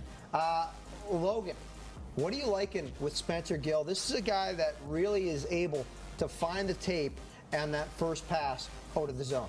Yeah, you know, Spencer Gill, listen, I'm me along with everybody, big fan of right-handed D. I know we talk about this and we say it's like a rarity, and I think it's more common than it used to be, but it still kind of is. And, you know, Spencer Gill comes by it honestly. His older brother, second year in the league, a defenseman with Randa, and he was fantastic watching him in this TELUS Cup. And I don't know if you watch the TELUS Cup a lot, Maz, but you saw this kid. I mean, like you said, great first pass. You know, he's physical and he skates very well. And you can see a player like that, especially the size that he is, you're like, okay, you can definitely see him walking into a major junior roster at 16 and getting some decent minutes. Not a ton, but some decent minutes, and really developing into that top, like, flight star on the back end. And I think it's an excellent pick for Rimouski. And a lot of teams had him ranked a little bit lower, but I think Rimouski definitely ran away with this one, 100%. Craig, he was in the backyard and you picked this pick. What is we going to see with Spencer Gill and Rimouski? Well, I just want to say one thing. It's a great hockey family, and it's phenomenal. Three great hockey players in that family, and I think it's fantastic, and it's special when you have two brothers go in the first round. No pressure on Zach, obviously. He's forging his own path in the game as well, just like Spencer did, and has. When you look at Spencer, everyone says, oh, well, is he quick enough? Is he fast enough? He is so smart and cerebral with and without the puck that he's going to get to those spots defensively and offensively. And, you know, you saw a player continue to get better every game as the season went on. And, you know, you look at Dylan's game, you look at Spencer's game, very similar, but again, different path and different journey, and I'm just thrilled for the family to experience this. And this is a phenomenal pick, Mavs. And I'll tell you what, and much like the Cape Breton West Islander alumni that we would constantly refer to as TELUS Cup champions on our Q broadcasts, we will be bestowing the same honor on former Moncton Flyers as TELUS Cup champions when we're talking about them. Dave, you were looking and saying a winger or a defenseman, and right here, Spencer Gill going to Rimouski. What do you like about the pick, Dave? I think Dave might be having a little bit of trouble with us here again. Dave, you got us? Hey. Hey. So, yeah, no, Spencer, again, you know, full credit to Craig Eagles with the insider information there on Spencer. And again, this is a fantastic pick for Rimouski. Right shot D is, again, like Logan kind of alluded to, right shot D are, you know, like southpaws in baseball. They're just a rarity to come by. And once you find one, you got to dig your claws into it. And Rimouski have done a fantastic job picking Spencer Gill in this spot. Again, to what the gentlemen have already talked about, you know, this is a kid, he can play all three zones, great first pass, good offensive instincts, great skater, can play in all situations. Again, this is a kid who projects to be a top 2 D-man in the Q as he progresses through his Q career. So that Rimouski D-core continues to get young, but continues to get much better. And they're building something great in Rimouski, and Spencer is going to fit in just fine. Tell you what now. And welcome back to Avenir Center in beautiful downtown Moncton. Tim Roselle with you with the Moncton Wildcats 2022 QMJHL Entry Draft Show presented by CSN Champlain. Spencer Gill, the newest member of the Rimouski Oceanic organization, going 5th overall in the 2022 QMJHL Entry Draft. Moncton Flyers product, had 30 points in 30 games this year, including 7 goals. He's considered an all-around defenseman, and obviously nice to see a local product go off the board early in the QMJHL entry draft. The Rouyn-Noranda Huskies have pick number 6. We will come back with details on that. But first, we're going to say hello to an old friend in Jacob Hudson, former Moncton Wildcats forward. And we're very pleased to be joined at this time by Moncton Wildcats 4th-round pick from 2016, Jacob Hudson. Huddy, great to see you. Glad things are going well for you. What's your biggest memory from your draft day back in 2016? Oh, geez, it was full with a lot of memories. You know, I went up a day early. It was a good time. I spent the night with my family before draft day. And then I woke up. I could barely sleep that night. I was so excited. Got up and went on over to the rink. Sat with my friend. It was just a great day. Sat with my friend and my family. Watched a lot of players that I played against, and also players that I played with get drafted, and it was very special.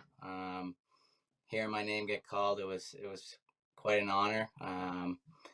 Moncton was the first team that called me to the draft process, and I had a feeling that day that I was going to go to Moncton, and I was very happy that I did. And putting on that jersey down at the table, it was a special feeling, and meeting all the guys there, it was awesome, and it's something that I'll never forget.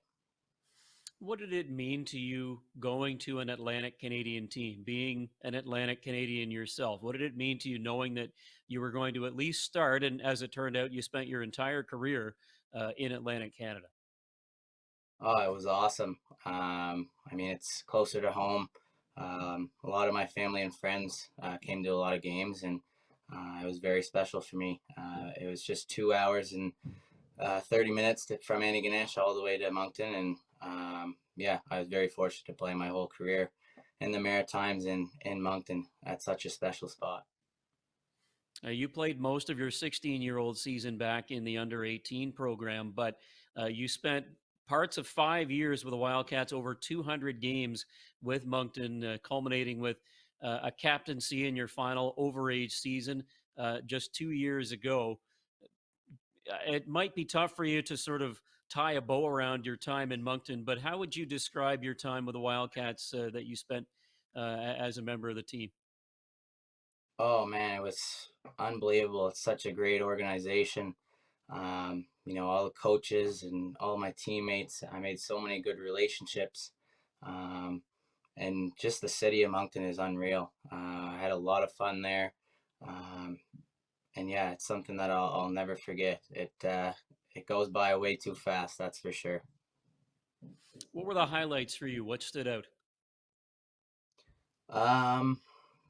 Playing in the Coliseum, you know, my first game, it was, you know, I had a lot of mixed emotions. I was pretty nervous. I was excited.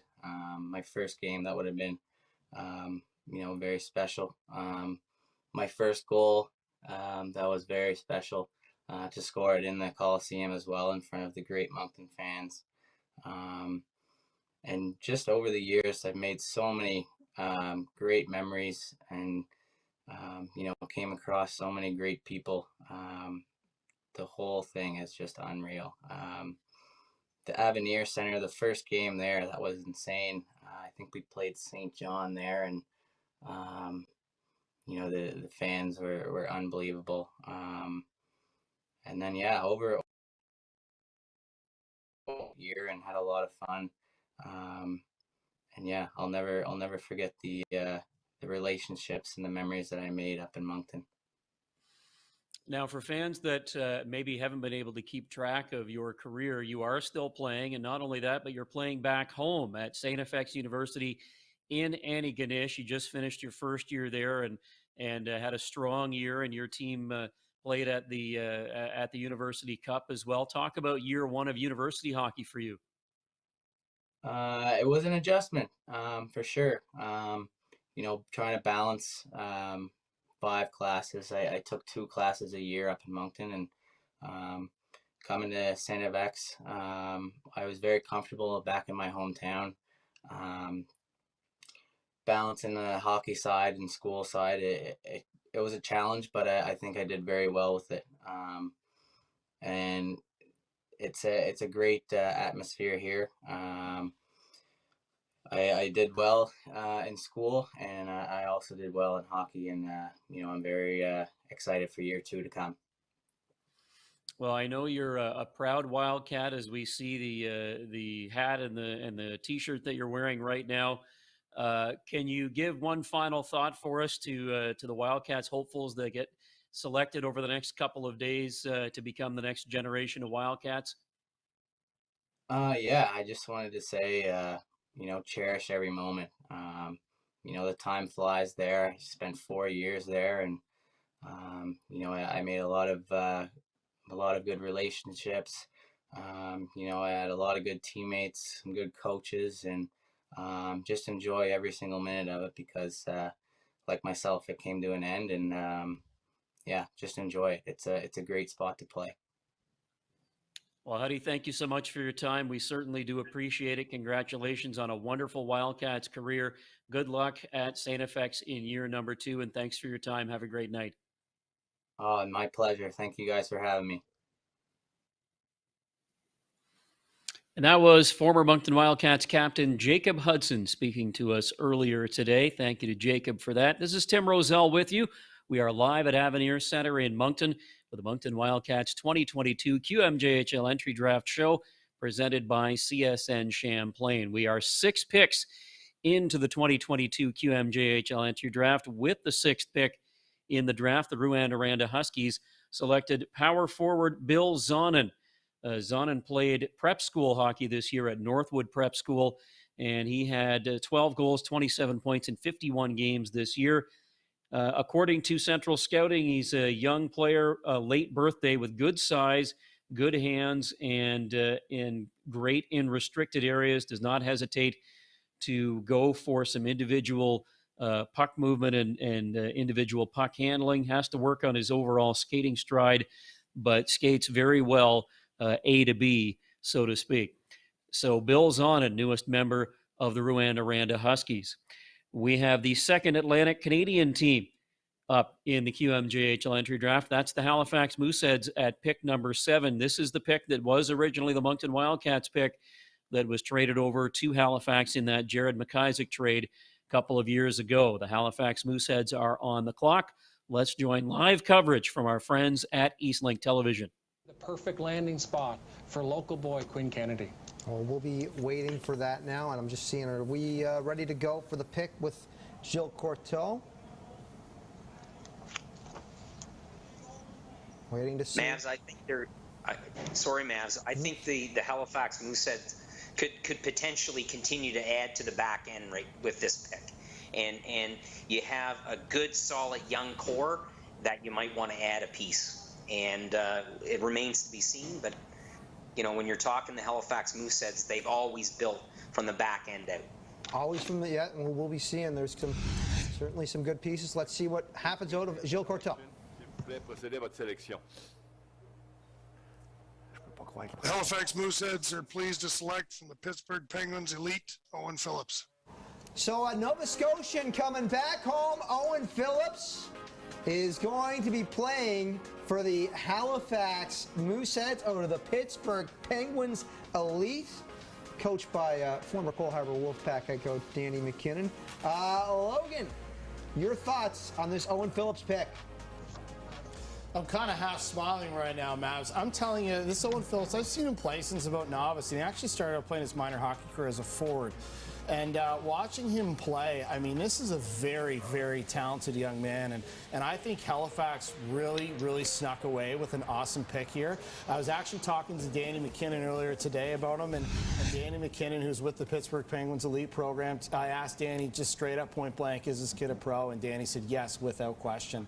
Halifax Mooseheads, again, getting a right-handed defenseman. But here's a defenseman who has the ability to contribute everywhere. He defends well. He's offensive. And, that's what you want out of a D, and Halifax does need to bolster the D core, and I think they just really nailed this one with this selection.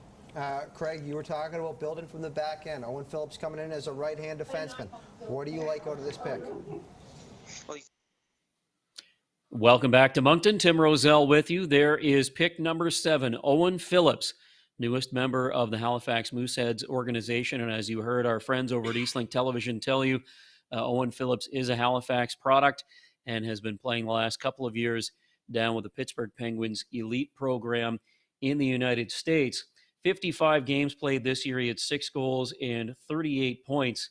He's considered an all-around defenseman, reliable and complete. This is some information from QMJHL Central Scouting. Above average playmaking ability. He's calm and confident on the ice, executes plays basically perfectly, which makes him a rather quiet but effective defenseman. So very high praise for Owen Phillips, a Halifax native who's coming home to play for the Halifax Mooseheads, or who has at least been selected by the Halifax Mooseheads at number 7 overall. Somewhat surprising through 7 picks so far in the QMJHL entry draft that we haven't had any trades as of yet. We'll see if any of those materialize. If you are just joining us, my name is Tim Roselle. You're watching live coverage of the 2022 QMJHL entry draft, Moncton Wildcats draft show, presented by CSN Champlain. We are 7 picks in. Thomas Lavoie, first overall pick, big right-handed shooting defenseman by the Cape Breton Eagles. He was selected number 1 overall. Number 2 overall, Gabriel Daig to the Victoriaville Tea. He's a big, strong goaltender going at number 2. In just a moment, we'll come back and bring you information on the 8th overall pick in the QMJHL entry draft. But right now, we're going to catch up with Moncton Wildcats' upcoming second-year defenseman, Etienne Morin. And very pleased to be joined at this time by Moncton Wildcats defenseman Etienne Morin, the 21st overall pick in the 2021 QMJHL entry draft. Etienne, good to see you. What are your draft day memories from 1 year ago? I remember it was super stressful, especially for most of the players. It's their first draft experience, and they don't really know what to expect. So I remember it being really stressful, and I was really proud when I got selected. Now, like this year's draft, last year's was done online as well. So I'm sure you and many of your friends were watching online to see when you may get selected. And early in the second round is where you ultimately were picked. Were you expecting to be picked around there? Were you surprised? And what were your thoughts when you heard your name called out at number 21? Yeah, of course, I was really surprised. I just woke up. It was early in the morning, and right after my good friend Alex got picked. So it was good for both of us, and I was really excited to get picked by Moncton. Take us back to that time. Tell me a little bit about the lead up to the draft. Were you hoping to get picked early? Were you expecting to maybe go in the first round, or were you thinking that early second round or somewhere in that neighborhood was probably where you were going to be? Yeah, well, like most players, they all have high expectations. So of course, I wanted to be a first round pick, but it didn't happen. And at the end of the day, I'm really happy where I ended up, because Moncton is one of the best organizations. So I was really proud to still be selected in the second round.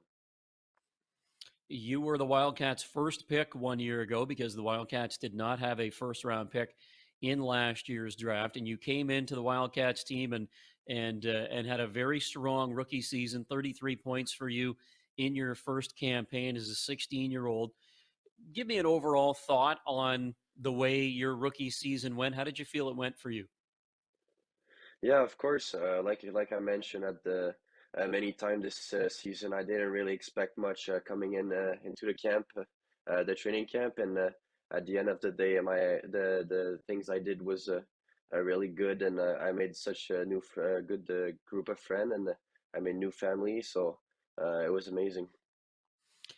How long do you think it took for you to feel really comfortable as a QMJHL player? How long did it take for you to sort of develop that comfort zone and feel confident in your game? That's a really hard question to ask, but I will probably say 1 or 2 week being around the players and mature players. It really helped me develop not only as a player but also as a person. So I would probably say around 2 weeks. Wildcats got into the first round of the playoffs this year. Unfortunately, the team fell to the Charlottetown Islanders. How would you describe the Wildcats season as a whole, as this team continues to build up itself once again?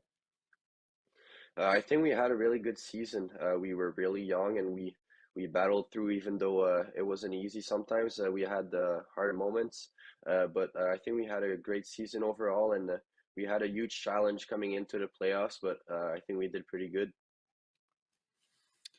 Tell me about the defense core that the Wildcats have right now. I mean, you're part of that. The expectation is that Nathan Grenier is going to be a full-time member of the Wildcats next year as a first-round pick of the Sea Dogs that the Wildcats acquired last year during the trade period. You've got Francesco Iasenza and others as well that make up a real strong Moncton blue line, it seems. What do you think of it? Yeah, the same thing like I just mentioned. I think we're really young once again, and we're going to have a more experienced player coming in. So I think we have a great future ahead of us. Just as we wrap up here, Etienne, plans for the summer? What are you going to be working on, and how much work are you going to be doing in order to be prepared for season number 2 in the QMJHL?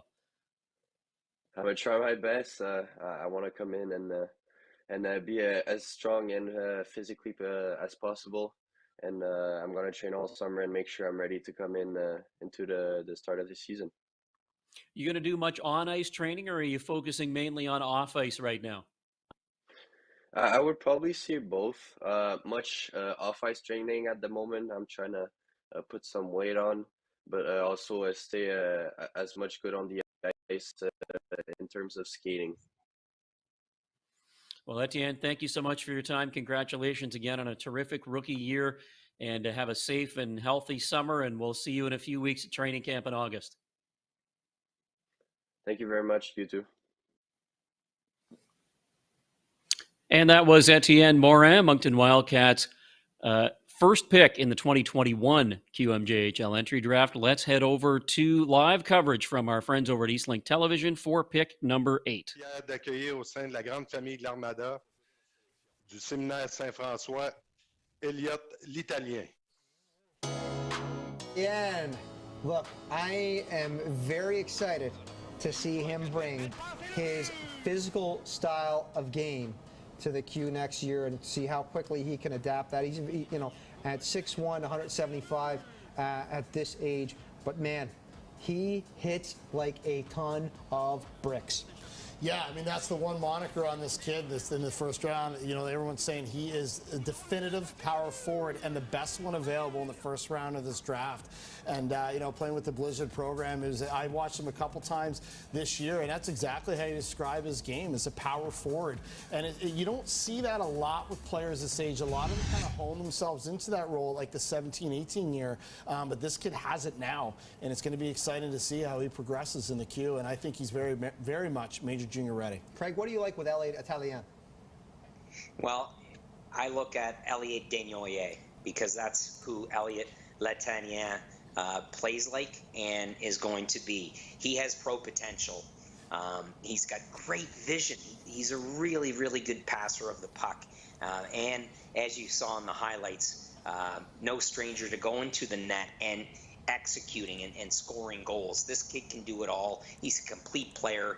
He's going to step in a very, very talented Blainville team. And guys, he can play both forward positions, right? So he's so skilled and cerebral, and he can think the game. He can fill in on the wing and probably play through the middle.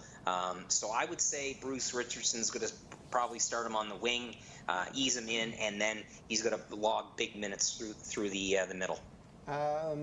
Dave, L'Italien, where does he fit in on that Blainville depth chart right now? Well, Mavs, you kind of tiptoed and hinted around it that, you know, Blainville might be building something real special with the acquisitions that they made at the trade deadline, and that's a team that's, you know, similar to what we talked about, a Charlottetown who's always kind of sniffing around at, you know, making these deep playoff runs. Blainville they look like they're trying to build something special, and L'Italien is going to fit in just nicely. Again, like Logan and Craig said, this is a prototypical power forward, good, responsible defensively, physically is mature, one of the most probably complete centermen that is available in the draft. But again, I probably would agree with Craig's analysis that, you know, this is a kid who they might start out on the wing and see how that plays out and develops, but a fantastic pick, projects to be a top 6 forward as he progresses through his Q career. He's going to be a real nice fit in Blainville. Well, I tell you what, there was a kid that went from Cape Breton to Blainville by the name of Drake Batherson. And earlier tonight, he handed out a jersey in Cape Breton, and Dan Hobson had a chance to speak with him.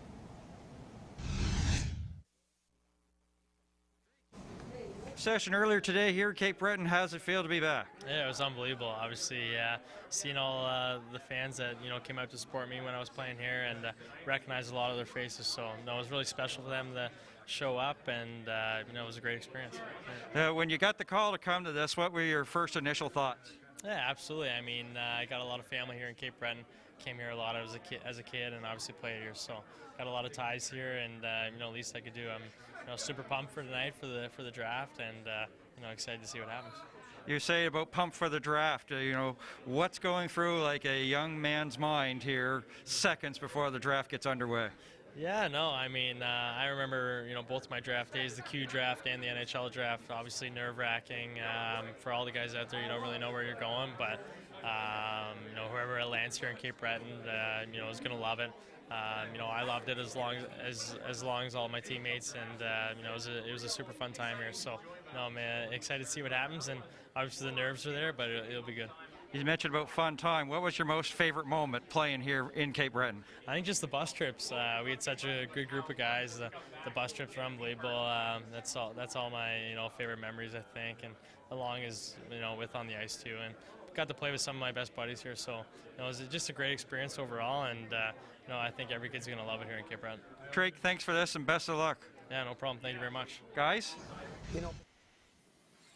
Welcome back to Avenir Center in Moncton. Tim Roselle with you. This is live coverage of the 2022 QMJHL entry draft. Moncton Wildcats draft show presented by CSN Champlain. This is Tim Roselle, and we are continuing our coverage. We are 8 picks in to the QMJHL entry draft here in 2022. Pick number 8 overall, Elliot Letalien. Remember, we mentioned him off the top of the show. He was listed as the 5th overall prospect by Quebec Central Scouting Service.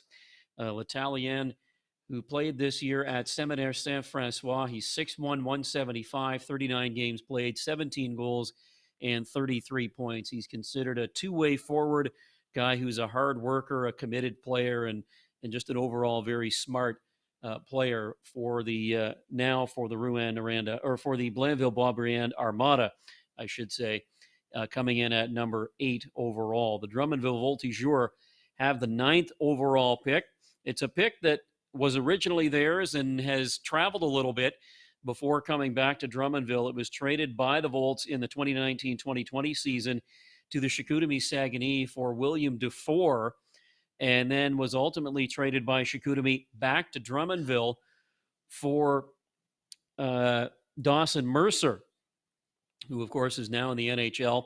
And that trade was made also during the 2019-2020 season. So the pick went from Drummondville to Chicoutimi and back to Drummondville. The Voltigeurs on the clock at number 9.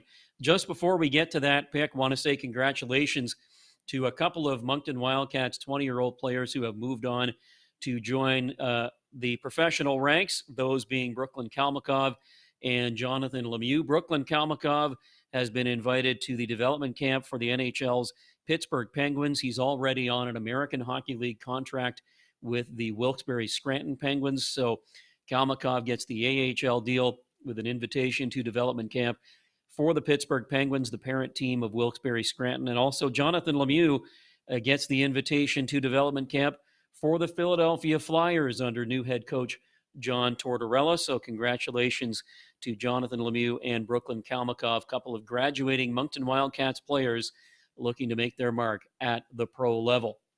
Drummondville Voltigeurs on the clock at number 9. Let's head over to live coverage of the QMJHL entry draft from our good friends at Eastlink Television. I mean, at the end of the day, like, if you're good enough, you're going to find a home there, and you got to make the most of your opportunities. And it's a great board he showed there, and there's lots of players in that league that are like that. I mean, listen, we see players, they're drafted higher in the NHL than they were in the Quebec League. Think about that for a minute. I mean, so listen, the opportunities are there. You just got to seize the moment and take it. And for all those kids watching home today, your name doesn't get called tonight, so what? So be it. Gets called tomorrow, maybe it doesn't at all. It doesn't mean the door is necessarily closed for you. Well, the doors open now for Owen Phillips. He's going to join us right now, the draft pick for the Halifax Mooseheads. And Owen, welcome home, my friend. Congratulations. How does it feel to be drafted to the Halifax Mooseheads? Yeah, it feels great. Congrats to my hometown team, and it's humbling, sure, and I'm just... When it comes to stepping on the ice, what do you look to bring to this club? Yeah, I just want to be a two-way defender.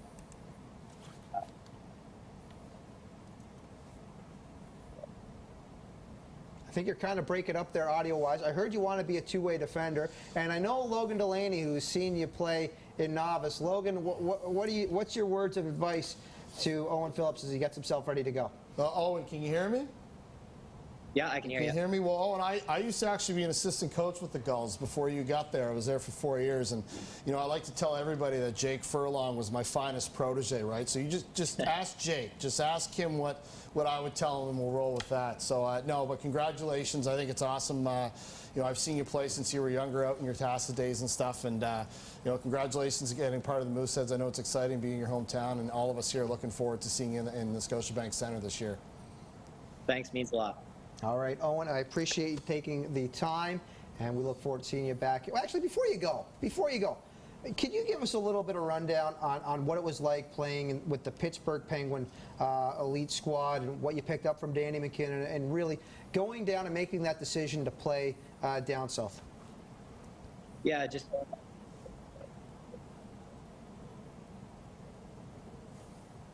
I think we're losing your audio there, Owen. Can you give that another shot there, bud? Sorry, I just said...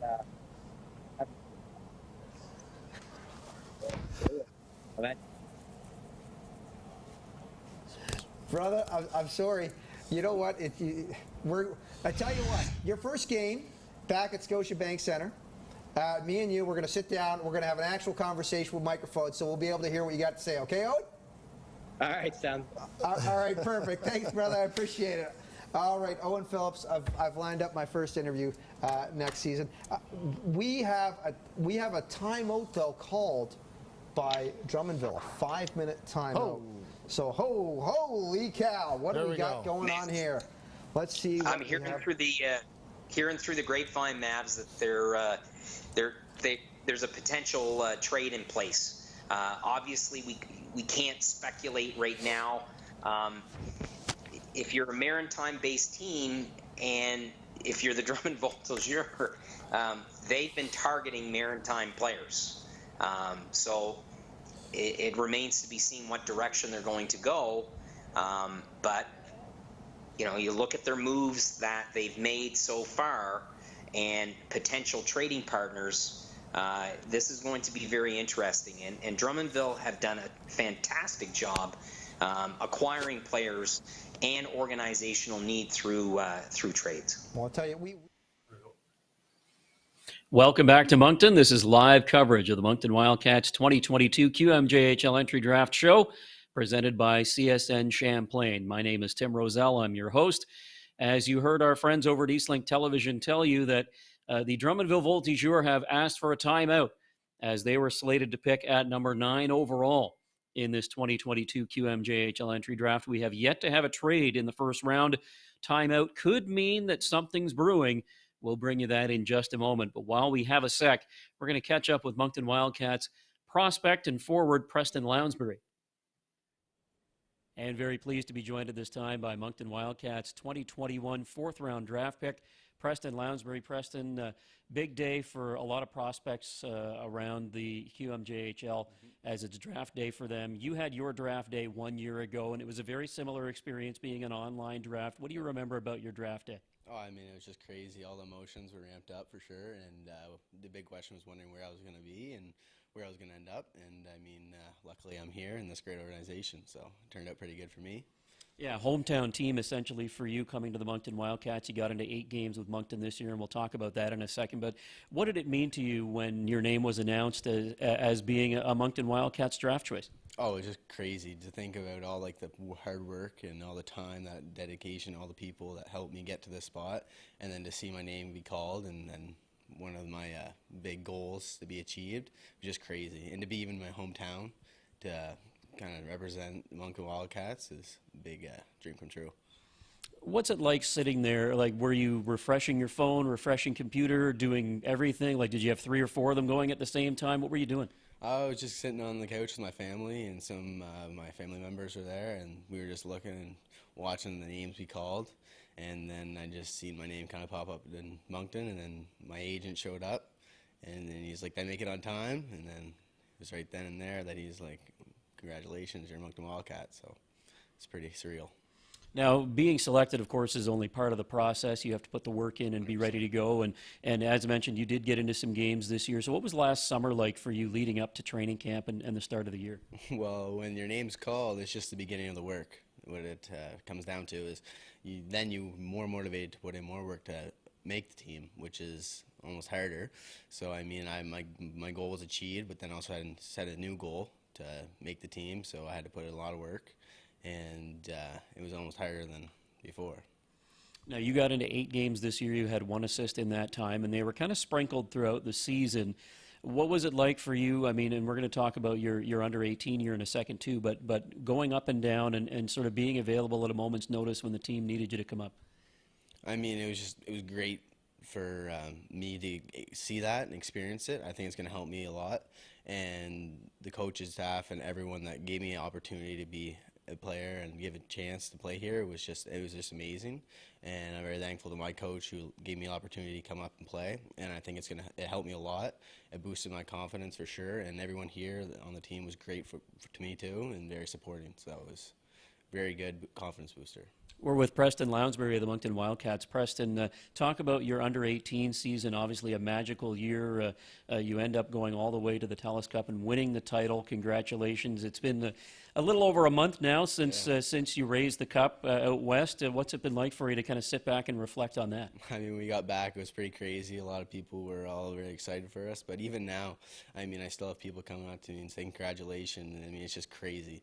And like TELUS Cup, I never really knew what it was going into midget, and then to be able to win it this year was just amazing. I mean, our team and our group of staff and everyone was just a great group, and we were all together tight. And I mean, I won the TELUS Cup, and well, we did. And now my goal is to hopefully help this team get a chance to go to the Memorial Cup and win for the first time. A lot of veteran guys on that Moncton team. What do you think put you guys over the top? Like, you get to the tournament, you go 7-0. You become the first New Brunswick team to win that tournament. So what put you guys over the top, do you think? Well, I mean, we had a lot of guys returning, so we had a lot of experience in that league, and a lot of those guys got the opportunity to play in the QMJHL, which I think helped us and gave everybody confidence. And then we were just really close. Like I said, it was like glue. Like, everybody played their own role, and everybody was positive all the time, and everybody just had each other's back, and that's what it came down to, just everyone being there for each other. Mentioned a lot of those guys got a chance to play in the Q, and a number of them certainly did, including yourself. So what do you take from that experience, winning a TELUS Cup title and the long playoff run that you had, a longer season for you this year, plus getting into those games with the Wildcats this year? What do you think you'll be able to take from those experiences that could help you get into a regular roster spot in the fall here with Moncton? Well, I mean, the TELUS Cup, it's 7 games in 7 days, so it's go, go, go. And here, there's games that are 3-3, and there's just a bunch of games back-to-back, and it's a lot of traveling and stuff. So I think Calgary and the trip to Newfoundland and all that, getting to see that experience really helped me, and I think it'll help me here to be able to juggle all my schooling and different things like that.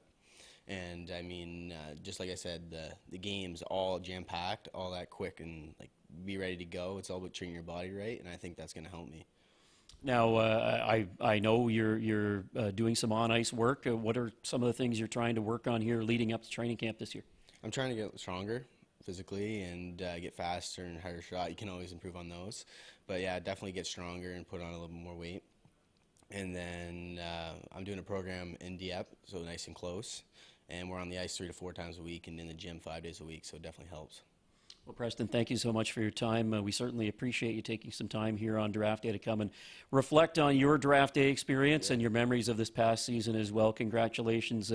Good luck in the fall, and good luck in becoming a Moncton Wildcat on a full-time basis. Thank you. I appreciate it. It's Preston Lounsbury, the Moncton Wildcats. And we are back at Avenir Center in Moncton. Tim Roselle with you live from the Moncton Wildcats 2022 QMJHL Entry Draft Show presented by CSN Champlain. We are still awaiting pick number 9 in the QMJHL Entry Draft, but we've been alerted that there has been a trade involving this pick, so we're waiting for word on just how that's going to shake down, who it's going to involve. Drummondville Voltigeur owned that pick. As I mentioned earlier, they had traded it to Chicoutimi before and gotten it back from the Saguenay. Saguenay have 3 more picks to come in the first round. Could they be going after that pick yet again? We'll have to wait and see just who ends up with their hands on that 9th overall pick in the QMJHL entry draft. We can tell you that Thomas Lavoie was selected first overall by the Cape Breton Eagles, big 6'3", 190-pound right shooting defenseman. And it was Gabriel Daig, the big goaltender, taken second overall by the Victoriaville Teague. We've had some New Brunswick content already in the first round of the QMJHL entry draft, with Spencer Gill, the Moncton Flyers defenseman, going at number 5 to the Rimouski Oceanic. Drummondville Voltigeur scheduled to pick at number 9, but there has apparently been a trade. We're still awaiting details on what that will be. Baie-Comeau slated to pick 10th. Then it's Cape Breton at number 11. Chicoutimi at the moment with 12 and 13. So those picks still to come here tonight as part of our QMJHL draft coverage. Don't forget, you can keep an eye on us tomorrow as well when we have rounds 2 through 14. Follow us on social media. You can search Moncton Wildcats on Facebook. You can also follow us at Moncton Wildcats on Facebook or on Twitter as well. We'll bring you all the latest Moncton Wildcats draft information. Let's head now to live coverage of the QMJHL entry draft with an update on this trade. De la séance de sélection 2022, 4th round draft pick, pick number 60 of the 2022 entry draft. Rimouski said at Drummondville, trade to Drummondville. Her first round draft pick of the 2023 pick belongs to Rouyn-Noranda. Choix de deuxième ronde, second round pick, choix numéro 33, pick number 33 de la séance sélection 2022 of the 2022 entry draft. Choix de troisième ronde, third round draft pick, choix numéro 45, pick number 45 de la séance sélection 2022, 2022 entry draft. Choix de deuxième ronde, second round de Rimouski à Drummondville de la saison 2024 of the 2024 entry draft season. Prochaine sélection, next selection, l'Océanique de Rimouski. All of that, we could say Rimouski is going to pick in the 9th spot. A whole lot of picks moving for a whole lot of years. But at the end of the day, they got the end of the brass tacks. Rimouski is now going to sit there at the 9th pick, and they have moved themselves into having 3 selections here in the first round. Yeah, I mean, Rimouski, whoever they're going to take right now, they wanted this young man badly, and that's a pretty significant trade of a lot of picks, and you know what, good on them for doing it. I mean, I listen, I appreciate teams that know what they want and they go out and they get it, and that's what Rimouski did here, so let's look forward to see what this pick's going to be. Craig, with that amount of movement, who are you expecting and who do you think left on the board draws that type of attention? Well, first of all, that's why you don't talk about trades and scoop trades with only one source. So my source had a potential deal in place, and maybe that's why everything was taking so long. Maybe Drummondville had 2 calls coming in, and they chose potentially this route. Whenever you make a deal like that, you're specifically targeting one player. Now, right, Rimouski go after the cornerstone D-man. Are they going to add another D-man on the left side to shore up their pairing potentially? Or are they going to target a forward, a good 2-way forward? It remains to be seen. Also, they already moved Hagen, their first round netminder, out during the opening of the trade period. So it remains to be seen what direction they go, but that's why you don't necessarily scoop trades on draft night. Well, I'll tell you what, there you go. We have a scoop right now. We've got Spencer Gill ready to go with us, a Telus Cup champion, and Spencer Gill going to Rimouski. We're waiting to see who you'll be going to camp with, but first off, your thoughts on being picked here in the queue. Well, it's really an honor. It's something I've been doing. What a great Spencer, when you get on the ice, what can we expect for you in the Quebec Major Junior Hockey League? I expect to be a defenseman who can play hard.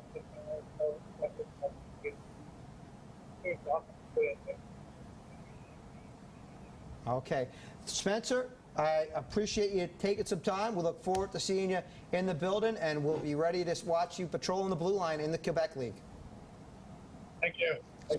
Spencer Gill, and now we go to Rimouski to see what the pick is. Rimouski, s'il vous plaît, procédez à votre sélection. Please make your selection. Rimouski Oceanic are proud to select Rimouski Oceanic et fier de sélectionner from the Halifax Max, Quinn Kennedy. They wanted him, they went and got him. Quinn Kennedy, another Maritimer, going to the Rimouski Oceanic. And Logan, your thoughts on Kennedy being a member of the Oceanic?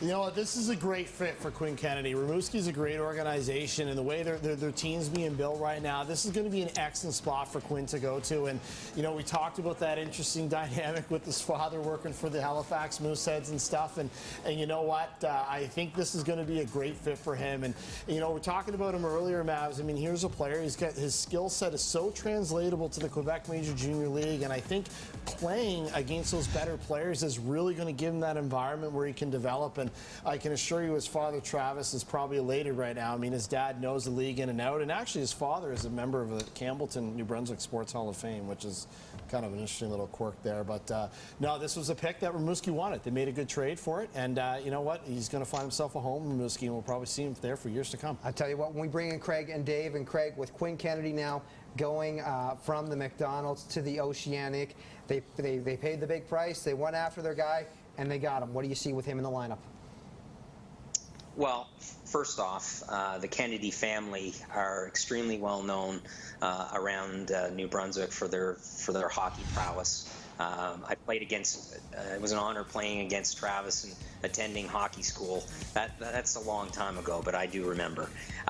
Quinn Kennedy. What else can you say about this player and the impact that he's going to have? Riley Kidney type player. Very, very smart, can move pucks, can distribute, can score, goes to the dirty areas. But guys, he gets to the center of the ice, the middle of the ice. Now it's just about getting a little bit bigger and stronger to win those puck battles. And this young man is going to do that. He's going to put up points. He's a point getter at every level, and he's going to distribute pucks. And he's going to probably start on the wing and move into the middle. Exceptional pick, and that's why the Oceanic and Serge Beausoleil gave up so much to acquire a player like Quinn Kennedy. Dave, where do you see Kennedy fitting in right now on the depth chart with Rimouski? No, like Craig said, you know, I think he's going to slot in on the wing to start out before eventually kind of they get him comfortable at the Q level, which I don't think will take much time. You know, let's be honest. Quinn's a talented player. The total package, again, like we've talked about, the 200-foot game. Great on the defensive side of the puck. Not afraid to go to the dirty areas. You know, he's not the biggest guy, but he's got room to grow. But again, you know, he can play all the zones, great at finding the open ice. I think he's a fantastic addition for Rimouski. And then, like I said, I think he's going to slide in quite nicely on the wing, probably into that, you know, top 6, top 9. Get his feet wet at the Q level. He's at a great program, and they've got a fantastic foundation. You know, we talked about the Mooseheads and Cam saying that the Mooseheads have a great foundation. Rimouski also have a great foundation, and Quinn Kennedy is just going to be an absolute key piece to that team going forward. And I'll tell you what, we take a look at the reaction from the Kennedy home, and you can see Travis in the background, all smiles. His son is staying in the division, but going to a great franchise. Yeah, that's right. And his grandfather drove down, too, on his Harley to come join the family fun today. And, yeah, no, it's awesome for that family and pretty cool for Travis as well. Longtime player of St. Mary's Huskies, actually. University, played 4 years there. And like we said, been with the Mooseheads for 20 years. But that's going to be a special moment for them. I mean, you worked in this league for 20 years, and and then you get to see your son get drafted to this league. So special night for that family. Congratulations to them. Yeah, a lot of trips for the Oceanic around the Maritimes as well, and it's well, if Travis gets a couple of nights off from being the vice president of Moosehead's business operations, it's a quick ride up up across northern New Brunswick. Brings us now to Baie-Comeau, and this is their second pick. Craig, where do you see Baie-Comeau kind of looking at here? This is the pick that they traded with Rimouski, and they moved down from 5 to 10. Well, whenever you move down, Mavs, it's your hope that your player is going to be there, and hopefully for the Drakkar, that player is there, right? And that's the chance you take when you move down. So if you're the Drakkar, you're probably going to try to add something on the back end, right? Because you're so skilled up front and you're really young up front. So you try to add another piece potentially to the back end. And there's some really solid left shooting defensemen still on the board. Well, let's take a look as we go to Gilles Courteau with the pick for Baie-Comeau in number 10. Le Drakkar de Baie-Comeau, s'il vous plaît, procédez à votre sélection. Please make your selection. Le Drakkar de Baie-Comeau est très fier de sélectionner les Vikings de Saint-Eustache, Julien Lantier. Well, there you go, another help on the back end. But you talk about a guy that's going to help on the back end. Lantier is going to give you a little bit of Lucas Cormier, because he is a very offensive-minded defenseman. Yeah, that's right. And some are saying he might arguably be the most offensive-minded defensive talent in the draft this year. And you know what, Baie-Comeau might have really lucked out with this one. And listen, you talk about trading down from 5 to 10. Listen, 5 to 10, it's in a deep draft. That's not that big of a jump. I think Baie-Comeau really went out with this one for sure. And offensive-minded defenseman like that, pure offensive-minded D, that's a hard thing to find. And when you do find it, you know what? You take it 110%. I think Baie-Comeau made an excellent selection with this pick. Dave, where do you see Julien fitting in there on this depth chart right now? It's a perfect fit from basically the kind of the homework that I've done and what I've looked at. Again, Craig mentioned it as well. The back end left side is an area. It's a hole that needs to be filled, and I think Lantier is a fantastic pick, and he's going to fill that hole really nicely for them. Like Logan said, possibly one of the more offensively gifted or minded defensemen in the draft. He's poised and confident for his age. Possesses a good, accurate shot, great on the breakout.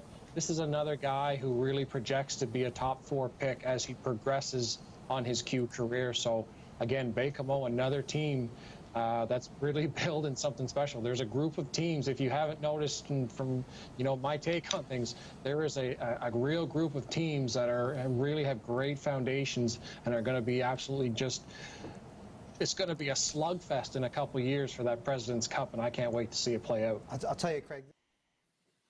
Welcome back to Avenir Center in Moncton. Tim Roselle with you, bringing you live coverage of the Moncton Wildcats 2022 QMJHL Entry Draft Show, presented by CSN Champlain.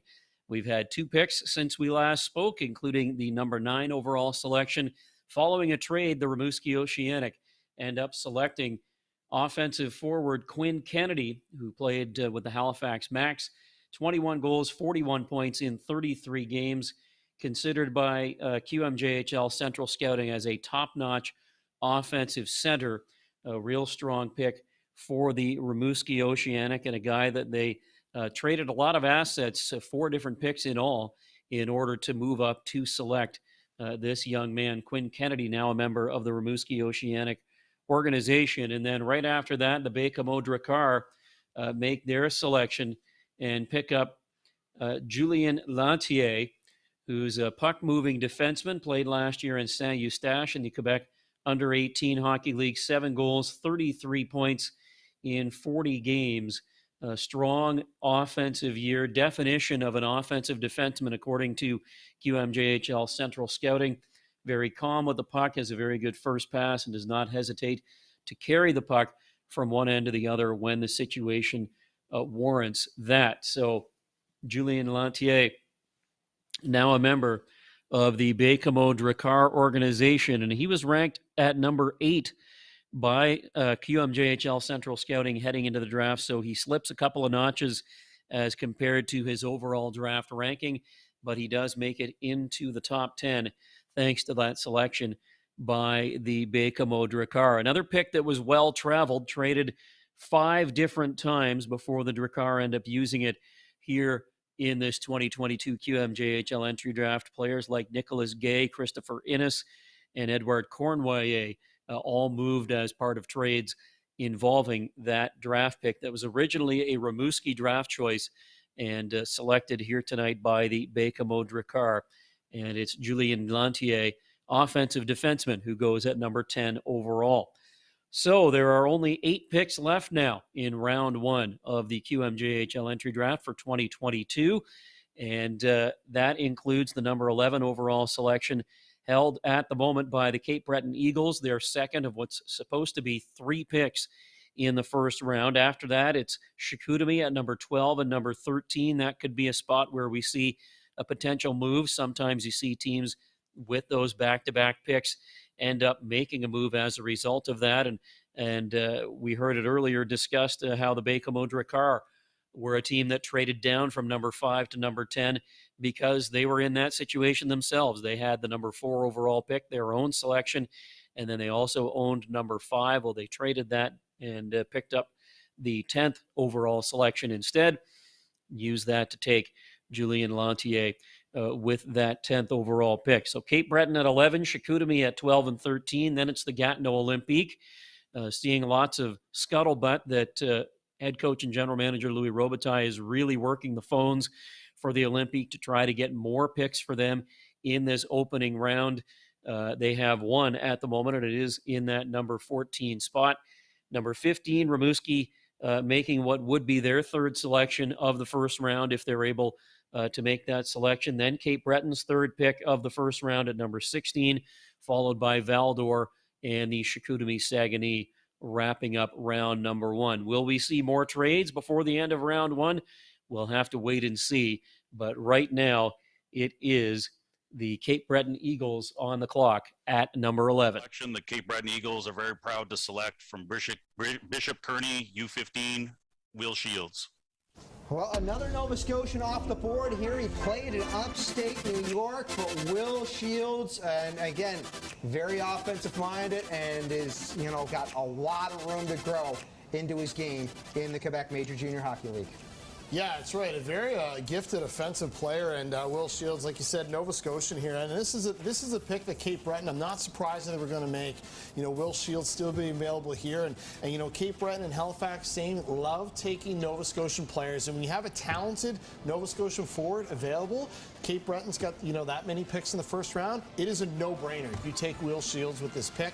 I commend Cape Breton for it. I think it's excellent. And you know what? He's got a ton of upside to his game, and he's another player too I've seen actually since he was a young kid, and not that he's not now, but since he was a young kid. And it's going to be really interesting for me personally to see how his game transpires, because I think the ceiling's really, really high on him. When we bring in Craig and Dave, and I'd like to hear, Craig, your thoughts on Will Shields. I'm talking to the big board right now. I think we got the guys coming in. Here they are.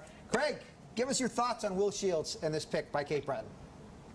I think it's a fantastic pick because he's going to bring that element of offense to his game. He can play a full 200-foot game. He's reliable in all situations. And here's a player that's going to play, he can play the middle, he can play the wing, he's comfortable winning board battles as well. He needs to get to the middle a little bit more, but you're going to see that as he continues to mature and develop. This kid can really skate. Obviously, just seeing the highlights of him, I was really impressed with his skating ability.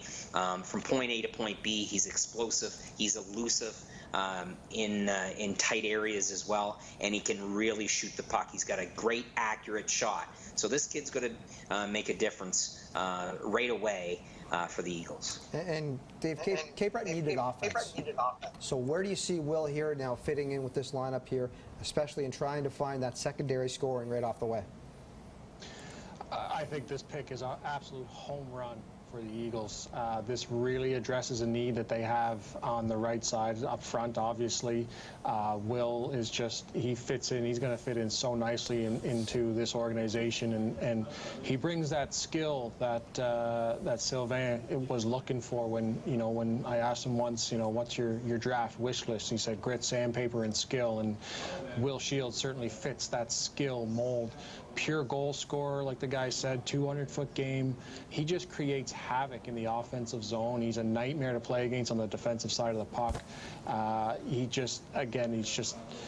has it all. He's got an absolutely accurate, lethal shot. He's going to fill the net, and that's going to help the Eagles win some hockey games. And I think the fan base so far, the Eagles are 2 for 2 on their picks tonight, and 2 great additions so far. You know what? There is one thing that I see when I'm just looking at the stats with Will Shields that sticks out for me compared to some other of these prospects is he's already had a season where he's played 79 games. So he is used to this type of load of games where guys come in from U18 and maybe have 40, 45 games, and they haven't been used to this type of schedule and run out of gas. This is a guy that's ready for this type of Q schedule. Yeah, and another interesting fact about Will Shields as well, in the 2020-21 season, he actually played 50 games, which, as we all remember, because of COVID, barely anybody in this country played 50 games of hockey. In fact, I don't think many did at all. So, he was able to continue his development because he was playing in the United States, and you know what, that probably helped him out a lot. I mean, at this age, you kind of lose those months of development can be crucial, but clearly he carried it forward to this season. I mean, blew that league apart down there, 114 points in 79 games, and that's no joke. I'll tell you what. Welcome back to Moncton. Tim Roselle with you. That selection, William Shields, going to the Cape Breton Eagles at number 11 overall in this 2022 QMJHL entry draft. Shields, a real strong season playing with the Bishop Kearney Selects 15s. He had 62 goals and 114 points in 79 games this past season. What a year it was for him. And as a team that certainly needs offense, the Eagles will look to him to bring some of that very early in his QMJHL career. We're awaiting picks number 12 and 13, both of them belonging to the Chicoutimi Saguenay. And while we have a few moments, we're going to check in right now with Moncton Wildcats head coach Dan Lacroix, who's joining us live.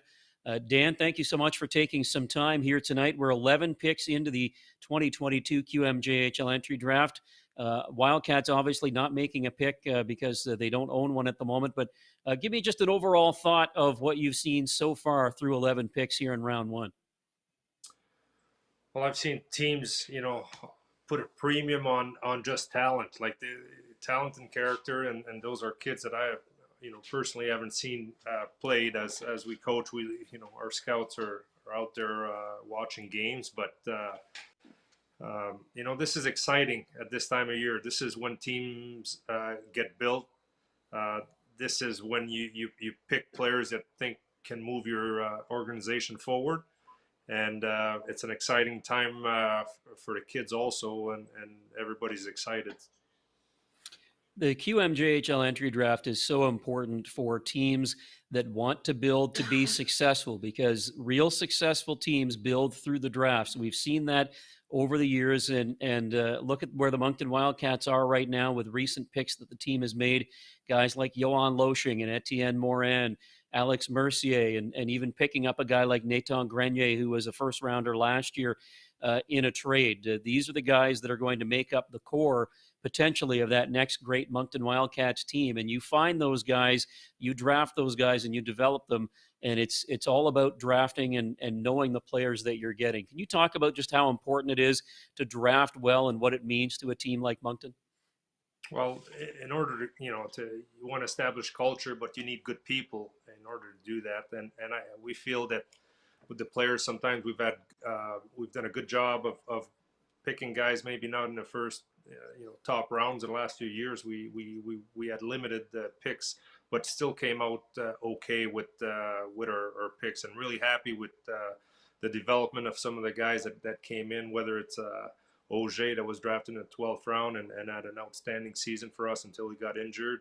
And we just see the guys coming up in just pushing for a spot at training camp with Preston Lounsbury and Elie Argent and Magog, two kids that face each other in the final game of the midget AAA final. So their future is bright for the Wildcats. I think we're in good position. We want to improve our team. I know Richie and Rick Melanson and Alex are all working extremely hard to try to, to get us the best players for the short term, but also when we look long term. You mentioned that it's an exciting time, really, for all organizations in the QMJHL. What's it like for you as a coach? Knowing that that by end of day tomorrow you're going to have a whole new list of prospects and potential players that you can get to know and really understand and potentially look at how they may fit into the short and long term plans for the Wildcats. Well, that's a fun part. For us, it's talking and getting to know the players and the person first and foremost. And there's new players coming in. I've made calls all week, and last week I talked to different people, billets and ex-old coaches, and just trying to get to know our players and the guys that are coming in and that will be part of our future. So it's exciting. I'm looking forward to the rest of the first round and also to tomorrow's picks. We're with Moncton Wildcats head coach Dan Lacroix. Dan, obviously the draft is a little bit different right now with it being virtual, but you've gone through a draft yourself, and it was certainly a different draft back when you were picked. But put yourself in the mind of where these kids might be right now. What do you think is going through their heads as they hit refresh on their on their draft lists, or as they're watching coverage right now, seeing if and when they get picked? What do you think they're thinking about? Well, they're excited. They're nervous. There's a lot of uncertainty with these young kids that have to leave.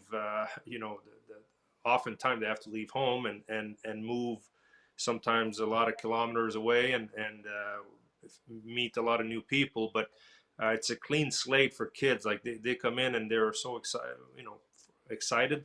Some guys will take a little bit more time to get accustomed to, and we've seen that in junior players. Some players are slow. Some Europeans are a little bit slower to get comfortable in their surrounding, but doesn't mean that player won't blossom into a great player for your organization. So for us, we got to be picking the right people, the right players, and then work at developing them and making them champions. I want to ask you briefly, Dan, if I can, about a couple of moves that the Wildcats did not make and one that they did this past week. The Wildcats opted to not make a selection in the 2022 CHL import draft, with players Maxim Barbashev and Jonas Thibeau slated to return to the team. And then when the QMJHL summer trade period opened up on Saturday, Richie Thibeau, the director of hockey operations, made one move in picking up 20-year-old forward Charles Beaudoin from the President Cup champion Shawinigan Cataract. Maybe first talk about the import picks and then talk about Beaudoin, but give me your thoughts on what you've seen from from a personnel standpoint here over the last few days. Well, I feel we've got two quality players in Barbashev and Thibeau, and we've invested time and efforts and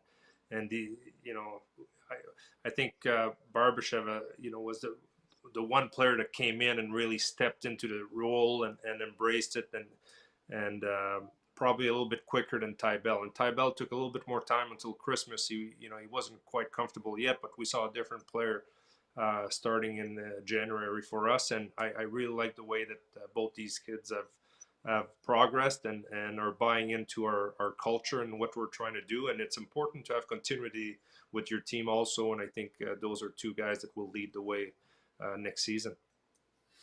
And then Charles Beaudoin as well, new 20-year-old picked up from the Shawinigan Cataract, coming off of a President Cup title. Give me a quick thought on what you know about him. Well, I don't know much, to be honest. Like he lives right next door.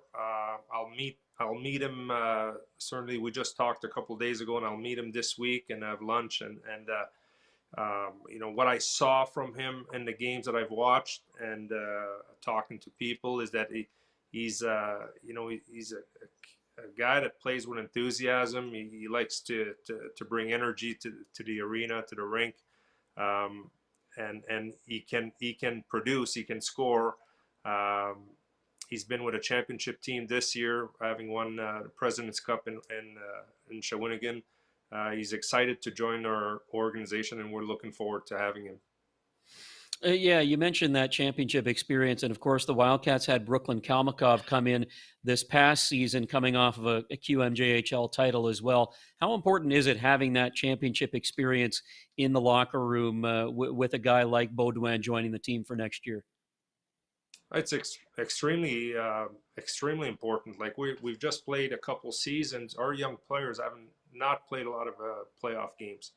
And it's important for us to take a deep run and to, you know, to help them grow into winning a championship. You've got to win when it matters most, and you got to play your best when your best is needed.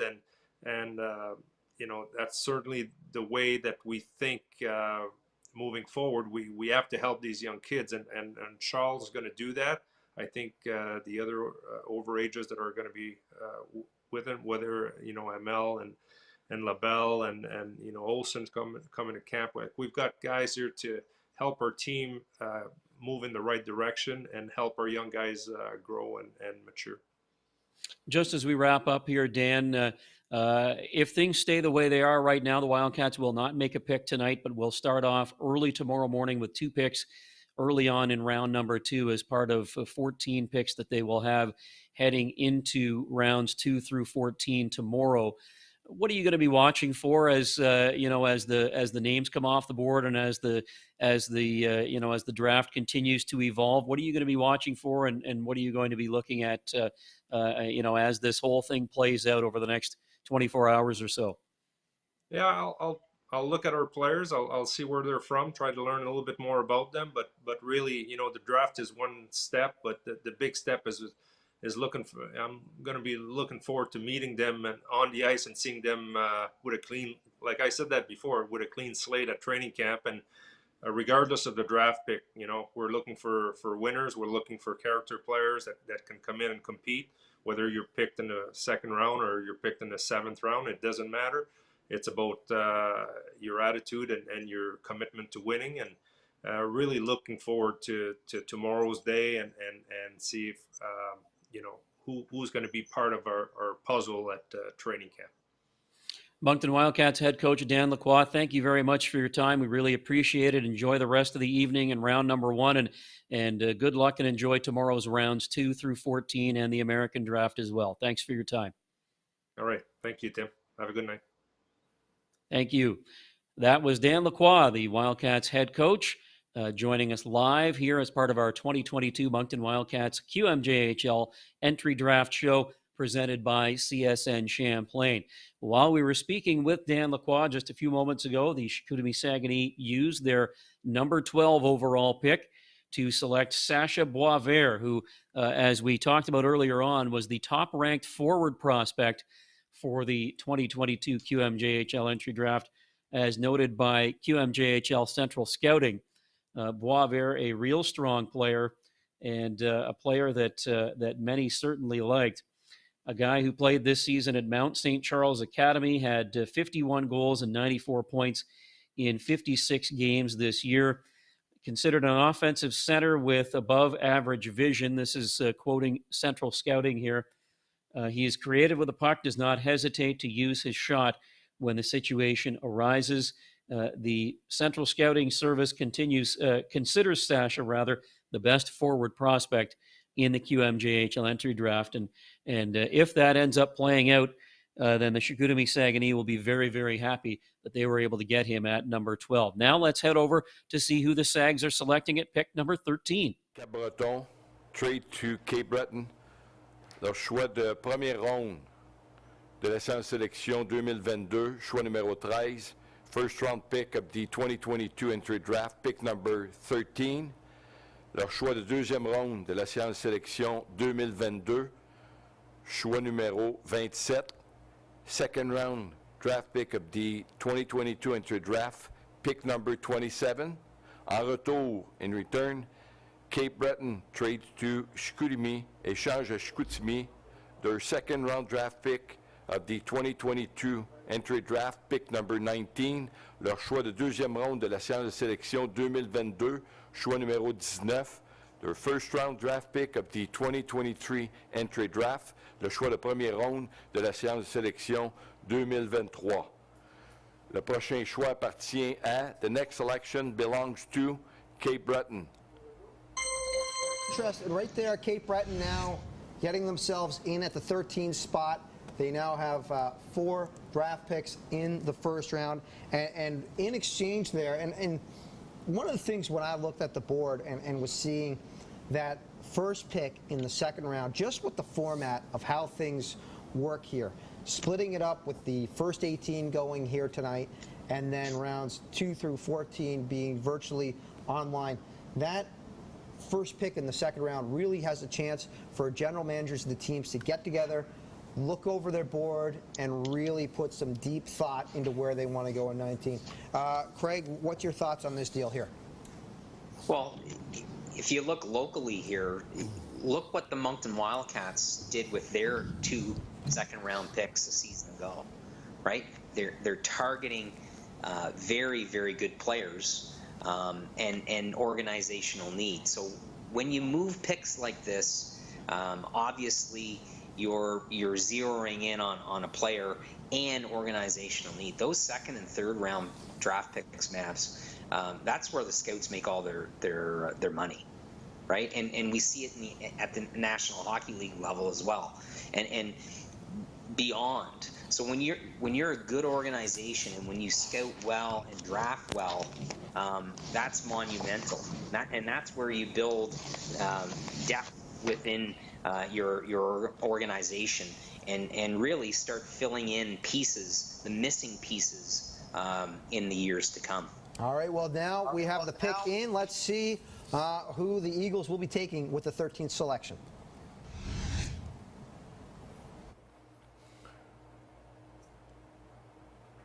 Cape Breton, please make your selection. S'il vous plaît, procédez à votre sélection.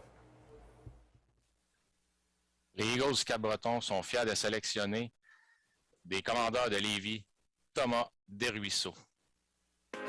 Desruisseaux going to the Eagles now, and look, this is a young man.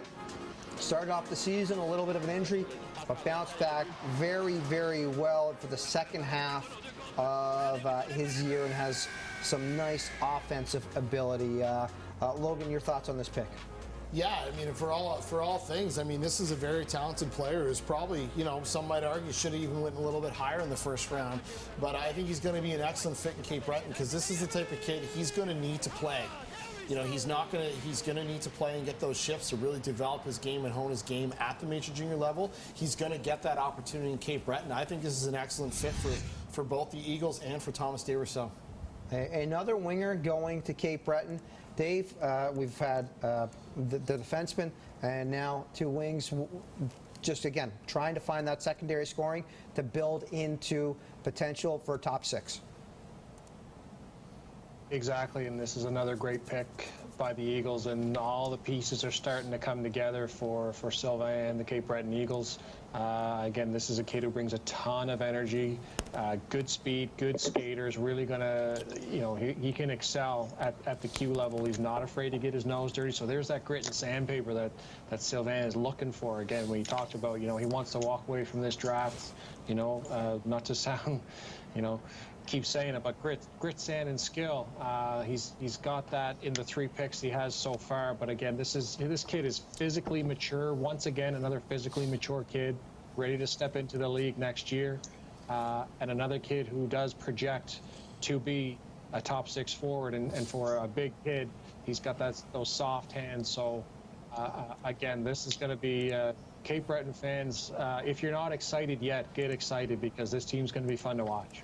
Thomas Desruisseaux, Craig, and they're talking about him really not just being an offensive threat with the puck, but moves very well without it. What do you like out of his game? Well, it's the energy that he brings. Shift in, shift out, Mavs. Responsible, two-way presence. And that's what you need on a really young, rebuilding club. especially from a skilled forward, right? He brings that skill, but he does everything at top speed. And he's got a great release. So here's another player that brings that 200-foot awareness to your lineup. And that's how you build a championship caliber team in 3 years. And that's obviously Eagles fans are tired of the dreaded cycle, right? Junior hockey's dreaded cycle. They need the upswing of that cycle, and that's what they're going to get here from this draft. Well, again, and it really has been, there's been talk of making sure that these kids come to play in Cape Breton, and so far we're seeing out of this draft that doesn't look like it's going to be a problem in getting the players to buy in to Cape Breton right now, and having other pieces there. I think right now the roster that's being assembled in Cape Breton, there is a very, very bright future for this team, and I think they realize that something has to happen right now. And speaking of something happening, we've got a trade going on in Quebec. Let's have a look at what's going down. L'Olympique de Gatineau, s'il vous plaît, procédez à votre sélection. Please make your selection. Transaction avec les Cataractes de Shawinigan. La transaction a été effectuée pour le prochain choix. Je vous reviens avec les détails. A trade has been made for the next pick. Details to follow.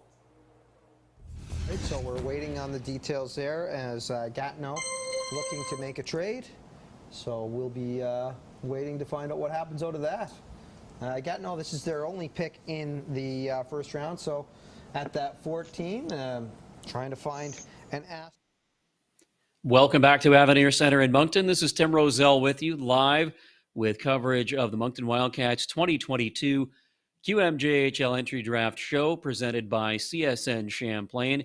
We are about to see pick number 14 in the QMJHL Entry Draft, but it has just been traded, and according to Louis Robitaille, who you just saw on your screen there, it's been traded by the Gatineau Olympique to the Shawinigan Cataract. So we will have to await the details of just what that trade ends up being. But 13 picks into the QMJHL Entry Draft right now. Let's do a quick review of what we've seen so far from the teams in the queue here in round number 1. Cape Breton Eagles selected first overall, and as expected, they chose big right-shooting defenseman Thomas Lavoie from the Collège Esther Blanc de Phoenix of the Quebec Under-18 Hockey League. Then at number 2, it was Gabriel Daig, the big goaltender from St. Hyacinthe, going to the Victoriaville Tigre.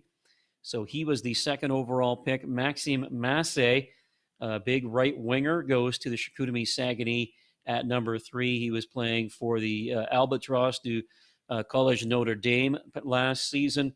At number 4, it was Justin Poirier, small but powerful forward from Châteauguay, going to the Baie-Commode Ricard. At number 5, Rimouski Oceanic took that New Brunswick content in Spencer Gill from the Moncton Flyers of the New Brunswick PEI Under-18 Hockey League. Spencer Gill, a right defenseman, now a member of the Rimouski Oceanic organization. Rouyn-Noranda Huskies took Bill Zonin, a Nova Scotian from the Northwood School. Bill Zonin joining the Rouyn-Noranda Huskies. And, he's a Quebec product that goes to the Huskies at number 6. Then it's a Nova Scotian, Owen Phillips, going to his hometown team, in fact, the Halifax Mooseheads, with the 7th overall selection. Blainville-Boisbriand Armada selected Elliot L'Italien, a forward from Séminaire Saint-François Blizzard, at the number 8 overall pick. And through 8 picks, we had not had a trade yet in round number 1, which is a little bit out of the ordinary. Usually we see lots of trades early on in round number 1, but today it took until number 9. Drummondville Voltigeurs send the pick to the Rimouski Oceanic. The Oceanic take Quinn Kennedy from the Halifax Max in the Nova Scotia Under-18 Hockey League. He goes to Rimouski at number 9. Then 10th overall, it was the Baie-Commode Ricard, taking defenseman Julien Lantier. Lantier played with Saint-Eustache in the Quebec Under-18 League. Cape Breton Eagles, with their second pick, took William Shields, a right winger who played at Bishop Kearney School last year. He's a Nova Scotian as well, but being selected by the Cape Breton Eagles at number 11. Chicoutimi Saguenay were scheduled to pick both at 12 and at 13. They took Sacha Boisvert, who was ranked as the top-ranked forward for the 2022 QMJHL entry draft by the Quebec League's Central Scouting Service, but he drops all the way to number 12. He played at Mount St. Charles Academy last year. And then the Sags traded their number 13 overall pick to the Cape Breton Eagles, who just moments ago took Thomas Desruisseaux, small forward from the Lévis Chevalier. Desruisseaux, 12 goals, 23 points in 27 games so far this season, described as a bit of a roller coaster season by Central Scouting. An offensive leader in his minor hockey career, had to adapt to playing regularly on the third line and second power play units as a rookie in the under-18 hockey league. But he's viewed as an offensive forward, and with that, the Cape Breton Eagles select Thomas Desruisseaux at number 13.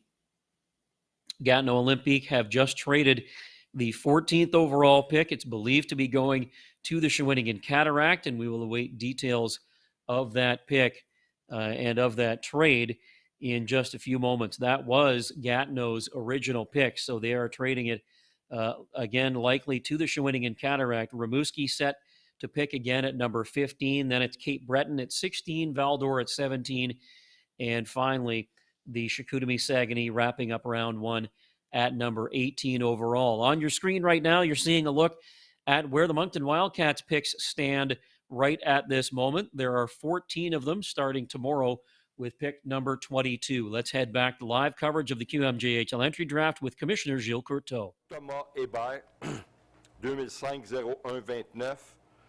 Le choix de première ronde de Gatineau de la séance de sélection 2022, choix numéro 14. First round draft pick, Gatineau first round draft pick of the 2022 entry draft, pick number 14. Le choix de première ronde de Gatineau en 2023, first round draft pick of Gatineau in the 2023 entry draft.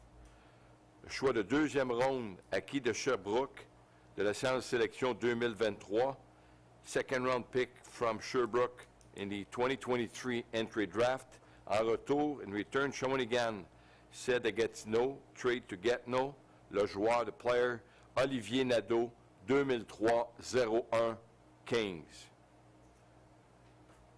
Prochaine sélection, next selection, Shawinigan. Nadeau, the big move there, going from Shawinigan to Gatineau. That is a big move there, a Sabres draft pick. Logan, your thoughts on this move? Yeah, I mean, well, you know what, Shawinigan and President Cup Championship, you know, they have the run. I mean, that's what it comes down to. Junior hockey sometimes is cyclical. You know, you go for it and you have to rebuild, and that's clearly what Shawinigan's done here. You know, Maverick Bourque and Xavier Bourgault are gone. Olivier Nadeau, I mean, let's be honest, he's probably got another year left in this league, and that's it. So Shawinigan recognizes that, and they said, hey, you know what, we have an asset here. Let's move it now when we can and get some in return. So that's a big trade, but, you know, that's the reason why Shawinigan made it. But, yeah, I didn't see that one coming. Shawinigan, that was their pick going in. They were looking at third round. At 40th overall is their first pick now, moving themselves up in the first round. Craig, what's your thoughts on this trade here? Well, Gatineau just got a lot better, right? What else can you say about Bill? Full, complete, 200-foot player, provides offense, does everything well, can kill penalties. He's your Patrice Bergeron type of player in this league and beyond. And there's the first Bruins reference of the night. So there you go. Ding, I was waiting for it, Craig. We were waiting for a Bruins reference, and we go from one Bruins fan to another Bruins fan, and Dave Kernu. Dave, Shawinigan now on the board and looking to make a pick. When you take a look at their roster, their depth, what are some of the needs for Shawinigan right now? Well, like you say, right? They just go on this incredible President's Cup run. They kind of, you know, in a sense, kind of pushed their chips into the middle and went on this fantastic run. But they're losing a lot of offensive talent up front. And this is a team that realized, they have some really good trade assets, and they can certainly, you hesitate with a team like that to say that they start the rebuild, but they're certainly using what they have in their arsenal to move into the first round and maybe kickstart that pipeline once again, so that they're not as far away from their next championship run. If we're taking Welcome back to Avenir Center in Moncton. Tim Roselle with you, bringing you live coverage of the Moncton Wildcats 2022 QMJHL Entry Draft Show presented by CSN Champlain. So we heard that the Gatineau Olympique have traded that 14th overall selection in the 2022 QMJHL Entry Draft to the Shawinigan Cataract, and it was a 14th overall pick and some other selections as well, including a first-rounder next year, all in exchange for incoming 19-year-old forward Olivier Nadeau. Nadeau is a Buffalo Sabres draft pick. He's a former 5th overall pick of the Shawinigan Cataract as well, and he was a big part of their President Cup championship team. But now Olivier Nadeau moves on, and no doubt will become a key member of the Gatineau Olympique. The Olympique are a team on the rise for sure in the QMJHL, and it will be interesting to see how things play out for them moving forward. So Nadeau goes to Gatineau. Shawinigan Cataract now have that 14th overall pick, and we'll bring you information on that when we get a moment. While we have a few moments as well, we're going to catch up with another current Moncton Wildcat. It's defenseman Anthony Hamel. Joined now by Moncton Wildcats defenseman Anthony Hamel, the 4th-round pick of the Charlottetown Islanders back in the 2018 QMJHL entry draft. Hammer, what are your memories from draft day? My first moment of a draft is incredible. It's a moment we waiting from we starting playing hockey. So of course, I remember seeing my mom, my dad so proud of me, and of course just my name in the speaker in the arena. So yeah, it's amazing. So that's what I remember the most. And yeah, seeing my family just so happy, and same for me being very happy. So yeah, that's probably thing I remember the most. Yeah. Do those memories come flooding back when you reach another draft day like we're having here now with the 2022 QMJHL entry draft starting tonight? Do those memories kind of come back to you each year at the draft? Yes, of course. It's always fun for the young guy just coming in the draft, and it's a moment. It's a moment we'll never forget. And yeah, of course, it's some little remember. Just I don't know, just feeling good, feeling happy, feeling proud of myself too. So yeah, it's remember some happy time and some good moment.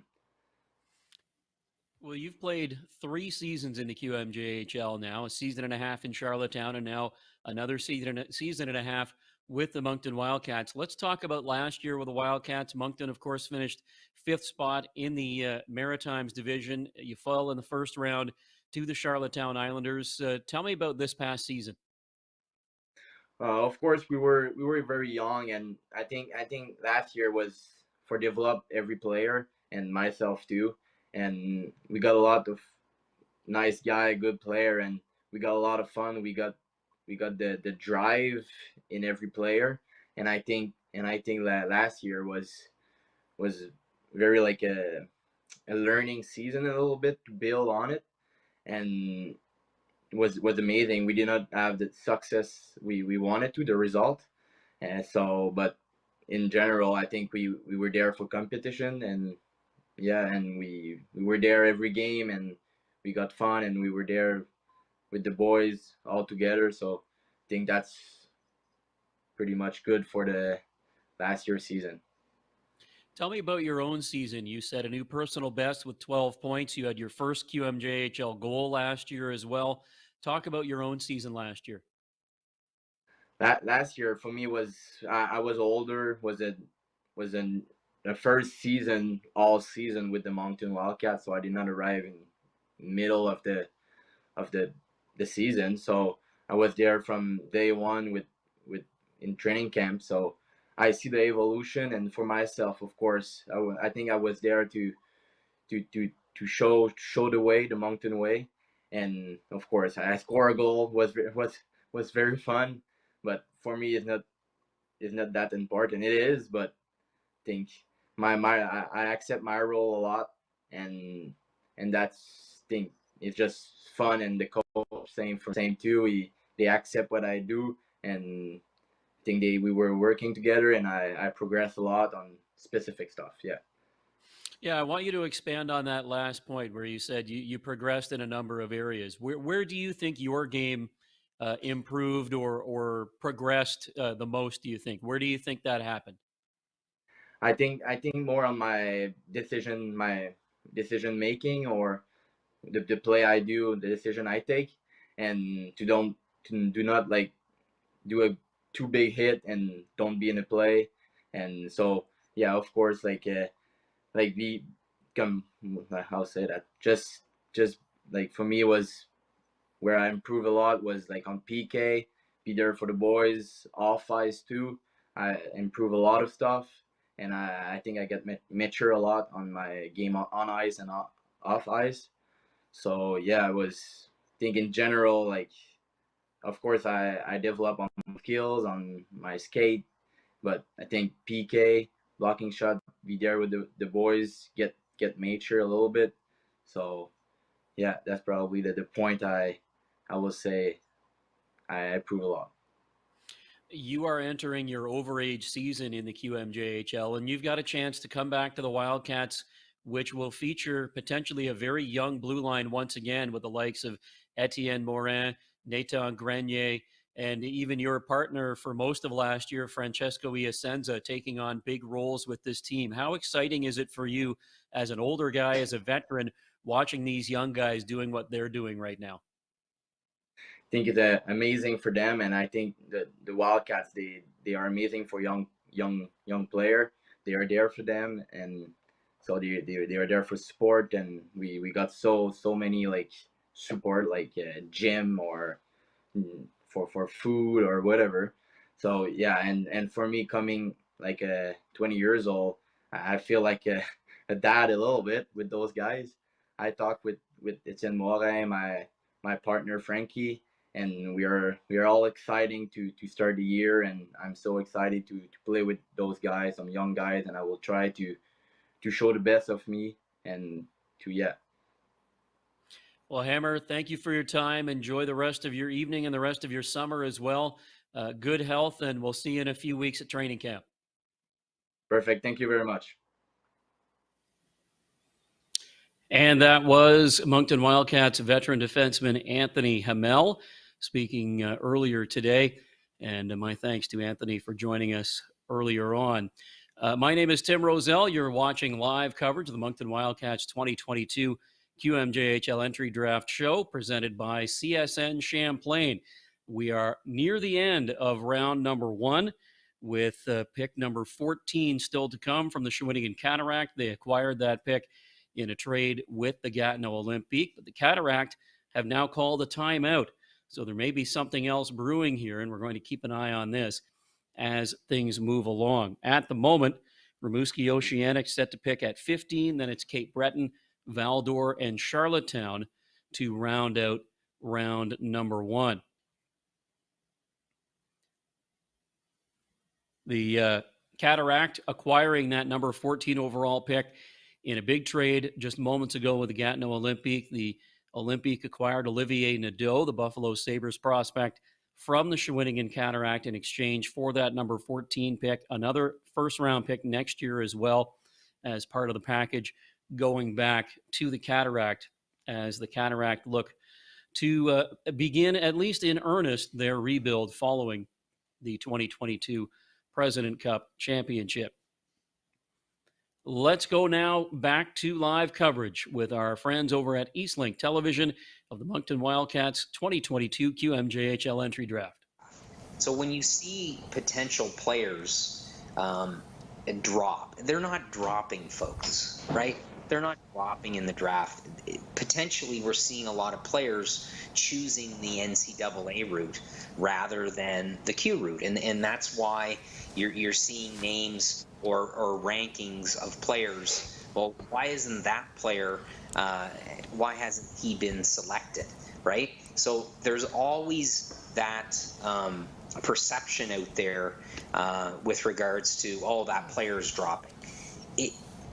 The organizations target certain players, and if those players aren't willing to commit, right, or aren't willing to play exhibition games right now, then with the organization or in the league, then you have to go a different route, and it only takes one franchise and one team to like a certain player, and that's, I really think that's needed to be said at this point, where people are at home, following along and saying, well, this kid was ranked 7th or 8th or 9th. Why hasn't he been selected? That's why. It has nothing to do with the caliber of that hockey player.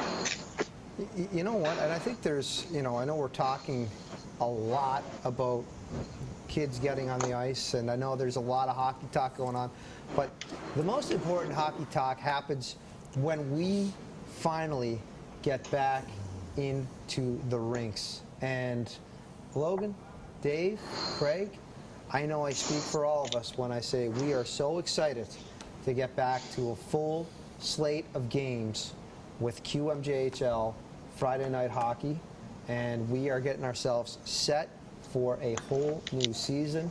Guys, I could tell you the schedule, we've kind of had an opportunity to spread it around, and when we take a look at our first handful of games here, there you see it. We kick things off Friday, September 23rd with the Islanders and the Mooseheads at 7 p.m. Then on the 30th, we head down across the Kanzo Causeway. We're going to see the Mooseheads and the Eagles on the 30th. Then on the 7th, Victoriaville taking on the Moose. On the 14th, Drummondville versus Cape Breton. The 22nd, we're going to see Patrick Roy and the Rampart in at Charlottetown. Our first trip to the East Link Center there.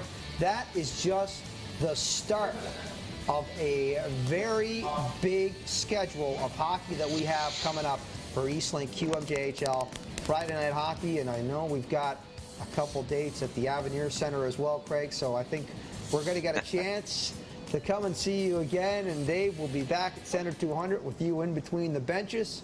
And Logan, I know you're up top. How much do you want to get in between the benches if we had that opportunity for you in Halifax? Yeah, you know what? Maybe they'll do that because they're hosting the World Juniors this year, so maybe they'll build that into the rink, right? Because there's no room. Scotiabank Center, but I'd like to try that at least once. See, that's what I think it'd be pretty cool. I mean, that's important for you to bring up World Juniors right now, because that could give you the infrastructure and the ability to have Logan Delaney in between the benches. I tell you, I'd have fun with that. Now, it's got to be a mute button, though. What I'm more interested in now, I know Smitty was in between the benches and he was going back and forth between himself and Spider. Logan, how much would you be going back and forth between the players and yourself and having a couple words with the mute button pressed? Oh, well, I'm sure at some point a coach will give me a dirty look, and that'd probably be the end of that little project. But, I've always wanted to try that. I think it'd be fun. It'd be an interesting dynamic for sure. And I hopefully Scotiabank Center, maybe they, that's a good point. With the World Juniors, maybe they build that in. Maybe get the chance. I know Dave. Dave's been in between the benches, and he had a chance to see it from that perspective. Yeah. But I believe Cape Breton have it too. They sure do. Hey, Commissioner's ready to go. Let's see what we got coming out here. Shawinigan, s'il vous plaît, procédez à votre sélection. Please make your selection. Cataract de Shawinigan, transaction avec Moncton. Une transaction a été effectuée pour le prochain choix. Je vous reviens avec les détails. A trade has been made for the next pick. Details to follow. Well, we heard Moncton there. We heard Moncton. So I think Craig Eagles, we got to go to you in the Bruin War Room. Moncton is coming in. What's your cell phone say, Craig? Tell us. Moncton's coming in. Well, I'll tell you, Logan, it's pretty silent right now. So when the phone is not blowing up, deals are getting done, and sources are. I think this is fantastic for the Moncton Wildcats to jump into the first round. Richie Thibeau, Rick Melanson, and their scouting staff. If you look at the numbers and if you look at players that they've selected, they have done a terrific job the last 2.5 years drafting players. And they've had a lot of players in their lineup from and playing significant roles on their hockey club that they've drafted. So this is an opportunity for the Wildcats to make a splash, so to speak, and really pick up. They need some help up front, guys. They need some scoring.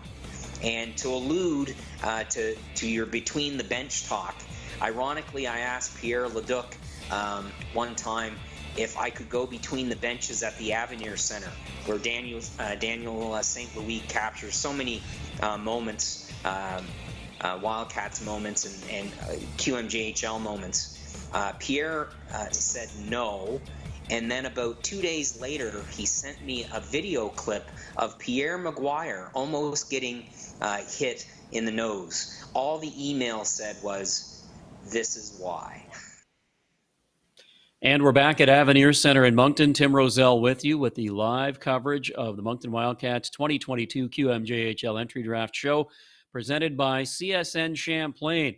Moncton Wildcats are making a move here. They're creating some excitement. The Wildcats have at least reportedly picked up this number 14 overall pick in the QMJHL Entry Draft, a pick that began the night as property of the Gatineau Olympique, traded to Shawinigan, and now apparently subsequently traded by the Cataract to the Moncton Wildcats. If you were watching our coverage just a moment ago, Martin Mondeau, the general manager of the Shawinigan Cataract, making the announcement that the trick had been exchanged to the Wildcats. We do not have any details on this move as of yet. Those details still being worked out at this time, but Moncton Wildcats on the clock now, and it sounds like they're going to be making the next selection at number 14. Now, if we can put up the Wildcats list of draft picks and take a quick look at those in just a moment here. This is the way the Wildcats began the night, with 2 second-round picks, number 22 and number 25. Those picks, potentially, I would think at least one of them could be in play. Wildcats also have 2 third-rounders, and you know that certainly some assets will have to move the other way in order for the Wildcats to move up at least 8 spots in this QMJHL entry draft, at least from number 22 to number 14. But what we do know, at least at the moment, if what Martin Mondeau said is correct, and we have no reason to doubt what he said, that 14th overall pick is now property of the Moncton Wildcats, and it will be the Wildcats making a selection here tonight at number 14 overall. Wildcats entered the night without a first-round pick. Now they seem to have made a move to pick one up. So we will bring you details on that when they come, but in just a moment, we're going to head back to our live coverage and rejoin Eastlink Television with the 2022 QMJHL entry draft. Move to secure that player to come into their franchise, and again, let's from our perspective, you know, we feel like there's an offensive need that needs to be addressed. If they make that move, I guess we'll find out in 2 or 3 minutes. And we certainly will. I think we're getting some details in here. Go ahead, real Greg. quick. Moncton's picking at 22 and 25, right? So those 2 picks or a combination of those picks could be in play. So Shawinigan, again, moving down right now, you know, potentially moving down to restock the cupboards and get more picks. Well, I'll tell you what, I see our guy in behind Dave Kern, and it's Dan Hobson's got the stick mic. Dan, give us a little rundown of how things are going in Cape Breton. I know it's behind Dave right now. It's kind of quiet, but I'm sure you found the heart of the party. Hey, I heard about that basketball reference, guys. No, the message of today has been that it is a new beginning. There's a lot of excitement. When I got her onto the scene here, Matt Anthony, assistant coach of the Cape Breton Eagles, came out and he says it was pretty much new beginnings, new atmosphere. There's been a lot of talk with the general manager as well as the ownership saying that there's a lot of excitement in the air. There's a lot of movement. There's a new beginning. They want to put the last 2 years, you know, pretty much bury them and say that was then and this is now. So it has been an exciting day with lots of moves, and Cape Breton's not done because they've got one more deal still to come before the end of the first round of the draft, guys. Yeah, they certainly do. They'll be picking at 16, and I believe we've got Gilles Courteau going there. But yeah, no, it is guys, you talk, you know, Dave, you're there, and we've seen it. It's kind of been about movement now. It's been about towards the future for Cape Breton, and I believe we're going to move towards Gilles Courteau at the moment. Confirmation de l'échange, trade confirmation. Shawinigan cède à Moncton leur choix de première ronde acquis de Gatineau, choix numéro 14 de la séance sélection 2022. Shawinigan trade to Moncton, their first round draft pick of the 2022 entry draft pick number 14. Moncton cède à Shawinigan. Moncton trade to Shawinigan player Élie Baillargeon, 2005-04-27. Moncton cède à Shawinigan le joueur Élie Baillargeon, 2005-04-27. Second round draft pick of the 2022 entry draft pick number 22. Choix de deuxième ronde de la séance sélection 2022, choix numéro 22.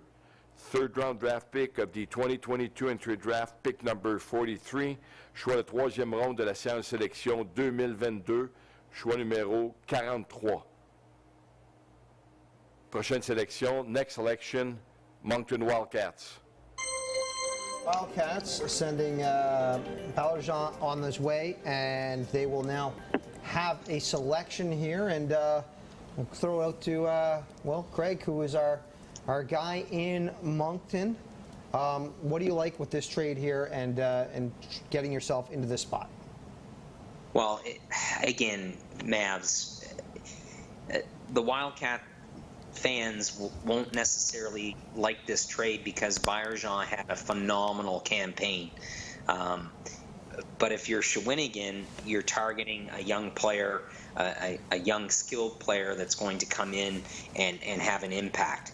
Moncton need that that impact player right now. So, and they need skill up front. So you look at it, it's a second, it's a third, and a prospect. So you're targeting an impact player in return. Now, Moncton's cycle is they're 2 years away. That's their big push right now is that 2 year period. So they have to make decisions right now that's going to affect their hockey club, and that's what they've done. They've drafted well, like we alluded to, but now it's high impact skill potentially up front that they're targeting. They have everything on the back end. They need scoring. I did, in the games that we've got to see Moncton this year, and of course following them, I did like the young core that they had. And I think you talk about them being 2 years out.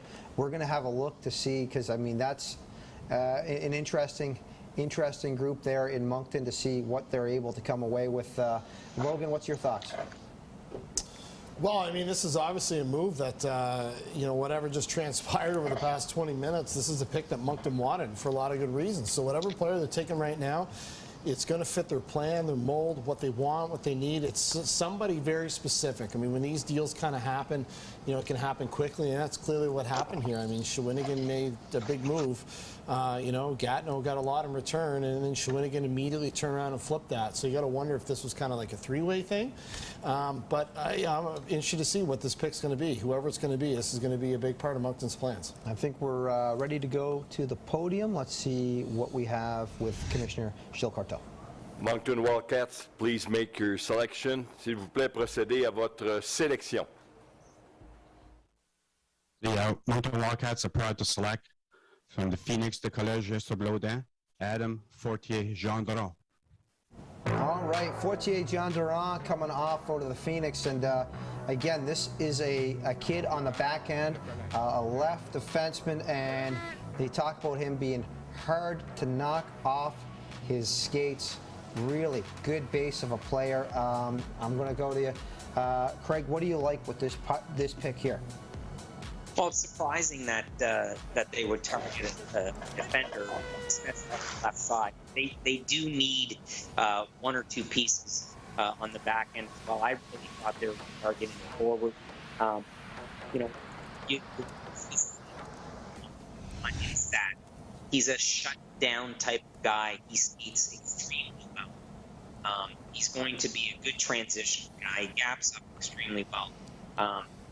He's going to have an impact, and he's a strong skater. So he's going to skate through the next 2 or 3, 4 years here with the Moncton Wildcats. At 5'10", people are going to question his and really bring something back.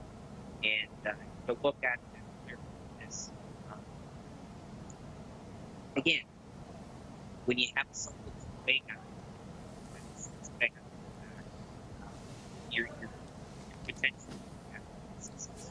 I think we're losing you there a little bit there, Craig. We'll see if we can fix up your mic there. But now, Kernu, when you look, we talked a lot about up front with Moncton. When we have a chance now to kind of talk about the back end for Moncton, where do you see Adam fitting in this back end? Well, I think it definitely addresses a need for Moncton on the back end and specifically on the left side. So, kind of to what Logan was talking about is, Moncton had their eye on this guy. Probably, didn't see him falling into the second round. He was, middle of the pack ranked in the first, so probably didn't see him falling in the second round. Maybe they saw where he was starting to fall in this draft tonight.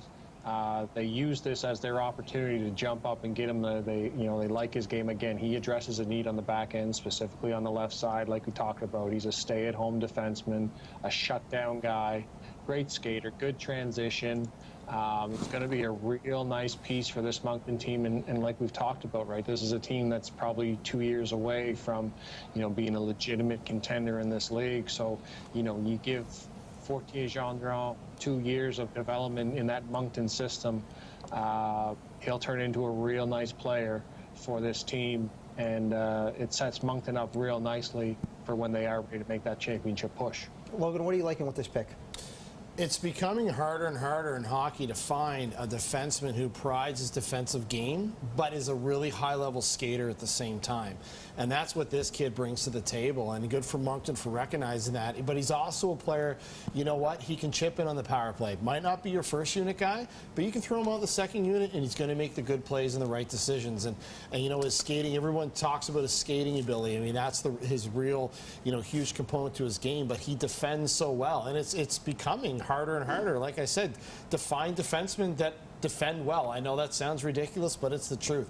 But this kid can do that, and I commend Moncton for this trade. I think they really came out with a winner on this one, and he's going to bring some things to the table that are hard to find. Well, while we are waiting on the next pick, you make a point about finding defensemen that defend well is becoming harder to do. Is that kind of a breakdown in coaching fundamentals, or what do you attribute that to, kind of, and just seeing in minor hockey right now?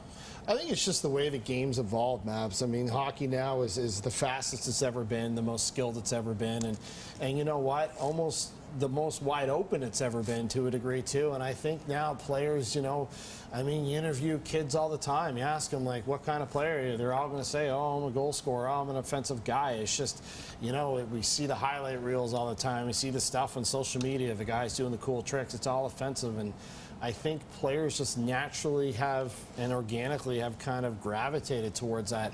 That's why, like, you look at guys, I mean, even the NHL, like these good, solid guys that defend well, everyone raves about them. You know what I mean? There's a reason for that, because it's becoming harder and harder to find. That the tables have really turned, and I don't think anyone set out to do it. I don't think coaches really set out intentionally to do it. It just organically happened, but that's the way the game is now, and that's why, I just mentioned a player like Fortier Jean Durand. It's like, hey, here's a guy who defends well. That's hard to find. Take him. All right, now we're going to take Gilles Courteau with the 15th pick, Rimouski's second pick in the first round. Rimouski, s'il vous plaît, procédez à votre sélection. Please make your selection. De Rivière-du-Loup, un jeune de Rimouski, Anthony Paré. Another defenseman off the board. Good mobility and skating ability for him to really find a way back on that back end. And Rimouski, okay, so you take Spencer Gill at a right defenseman, you take Paré at a left defenseman, so you're just trying to shore up your back end on here. I'll start off with you, Craig. What are you liking on this pick with Paré coming in at 6 foot and 176 right now? Composure, man, in all three zones. Gaps up.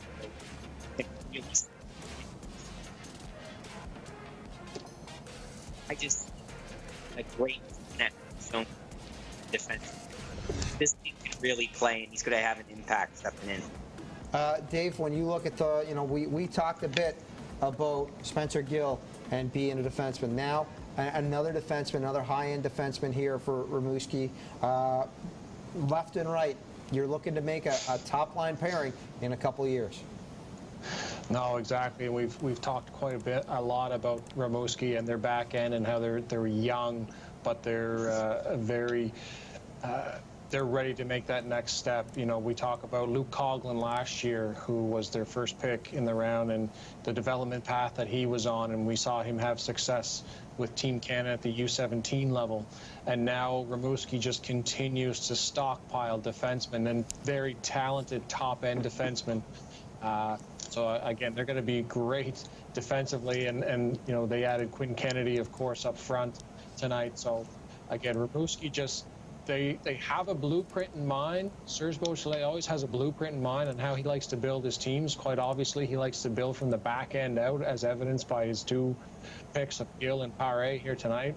But again, Paré, as we mentioned, right, solid skater, great edges, really, push the pace of play, good first pass out of the zone, defends well, like Logan talked about. He's another kid who really defends well. So this is just, again, it's another real nice piece of the puzzle that Rimouski has added here tonight. And again, continue to build up an incredibly strong back end. We were talking with both Fortier Gendron as, a solid defenseman. Logan, when you see Anthony Paré, what are you thinking with Paré? I had one scout actually asked him about this player, and he said to me he felt that he might be one of the most well-rounded defenseman available in this year's draft. He said, he's a utility knife guy. He can kind of do everything.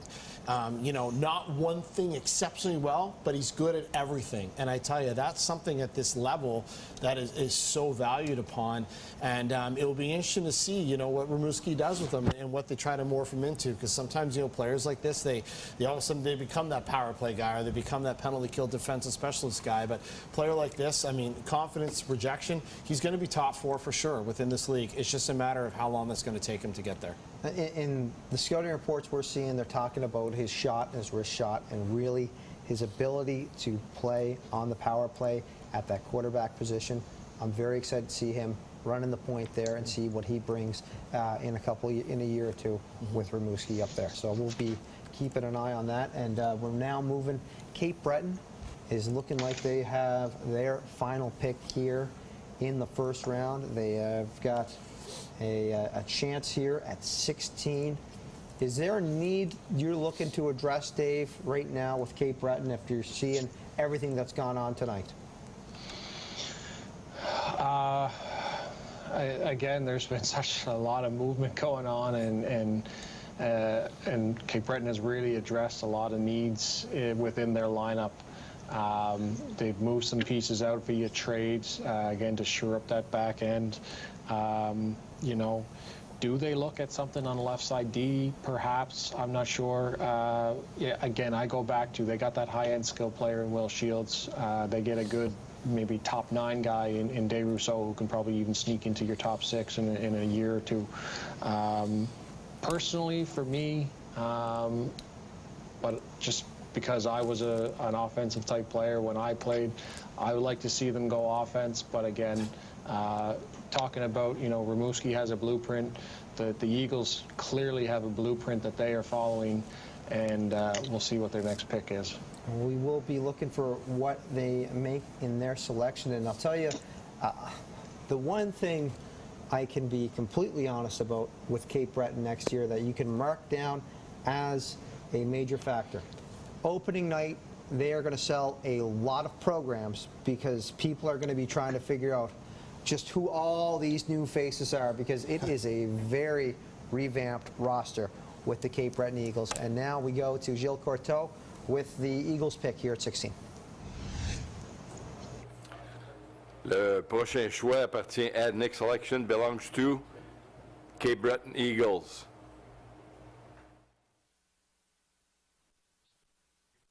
Transaction avec Chicoutimi. Une transaction a été effectuée pour le prochain choix. Je vous reviens avec les détails. A trade has been made for the next pick. Details to follow. You hear Chicoutimi is going to get themselves. Who's also picking at 18 and 19. Yeah, Chicoutimi, So. well, man, I mean, that might mean you're seeing a couple more moves out of Chicoutimi. They're moving up. They, I think we're curious about what Val. And we are back at Avenir Center in downtown Moncton. Tim Roselle with you.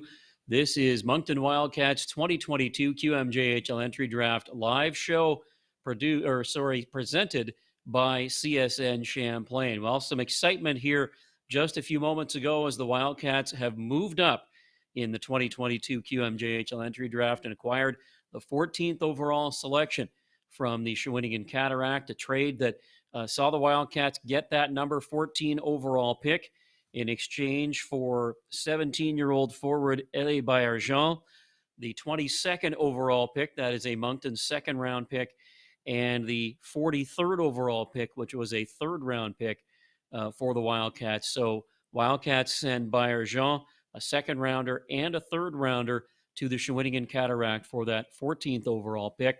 Moncton Wildcats use that 14th overall selection to select left defenseman Adam Fortier-Gendron.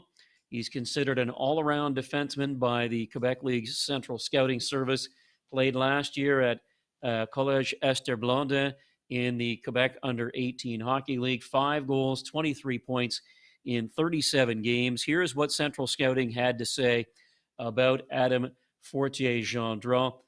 Adam had been granted status of exceptional player for the 2020-2021 season when he played at the under-18 AAA level at the age of 14, but unfortunately that season was canceled due to COVID-19. This season, expectations were very high for Adam. He has lived up to those expectations. Adam has an exceptional hockey sense. He plays with poise and confidence. His first pass is phenomenal. Although he is not a spectacular defenseman who likes to skate with the puck, his transition game is more than excellent. He is physically strong and difficult to play against and around.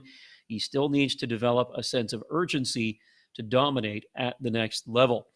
So lots of positive things that Central Scouting had to say about Adam Fortier-Gendron, the first selection for the Moncton Wildcats in the 2022 QMJHL entry draft, picked at number 14 after the Wildcats make a big move to move up in the QMJHL entry draft. And because of what the Wildcats had done before, as we get a look at Fortier-Gendron right there in his Collège Esther Blondin Phoenix uniform, but because of what the Wildcats had done before, the Wildcats were able to make this first-round pick, and now they still have 1 second and 1 third rounder heading into action tomorrow. And, I mean, you never know what could happen even before the end of this first round here tonight. Now, the picks are getting late. We do have a trade between Cape Breton and Chicoutimi for the 16th overall pick in the QMJHL entry draft. These teams have already hooked up on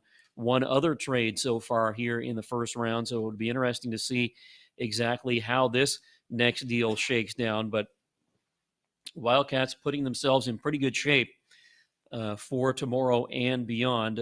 Right at the moment, the Wildcats still have 12 selections to come tomorrow in rounds 2, through 14 because they have moved 2 of those picks now in order to select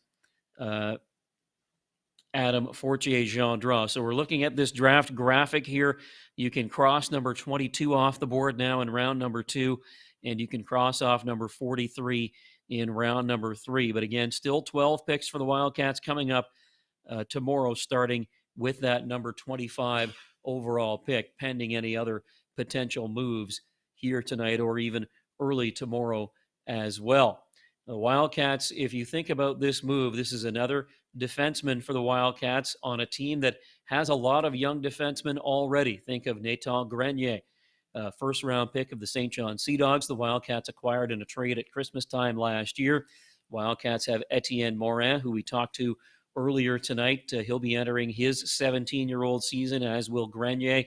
And the Wildcats also have Francesco Iasenza entering his 18-year-old season, Charles-Antoine Pilote, Anthony Hamel, Connor Olson, all those players eligible to come back for the Wildcats. So it's a pretty strong-looking blue line. Wildcats, in essence, adding to a position of strength for them and picking up a defenseman that obviously Richie Thibeau, the director of hockey operations, and the rest of the Wildcats staff felt strongly about making the move to move up 8 spots to make this selection of Adam Fortier-Gendron at number 14 in the QMJHL entry draft. Now, just for central scouting purposes, by the way, Adam Fortier-Gendron was listed as the 6th overall prospect in the 2022 QMJHL entry draft. So we talked right at the beginning of the night here about the top 5 picks or the top 5 rated players by central scouting. Fortier-Gendron was just outside that top 5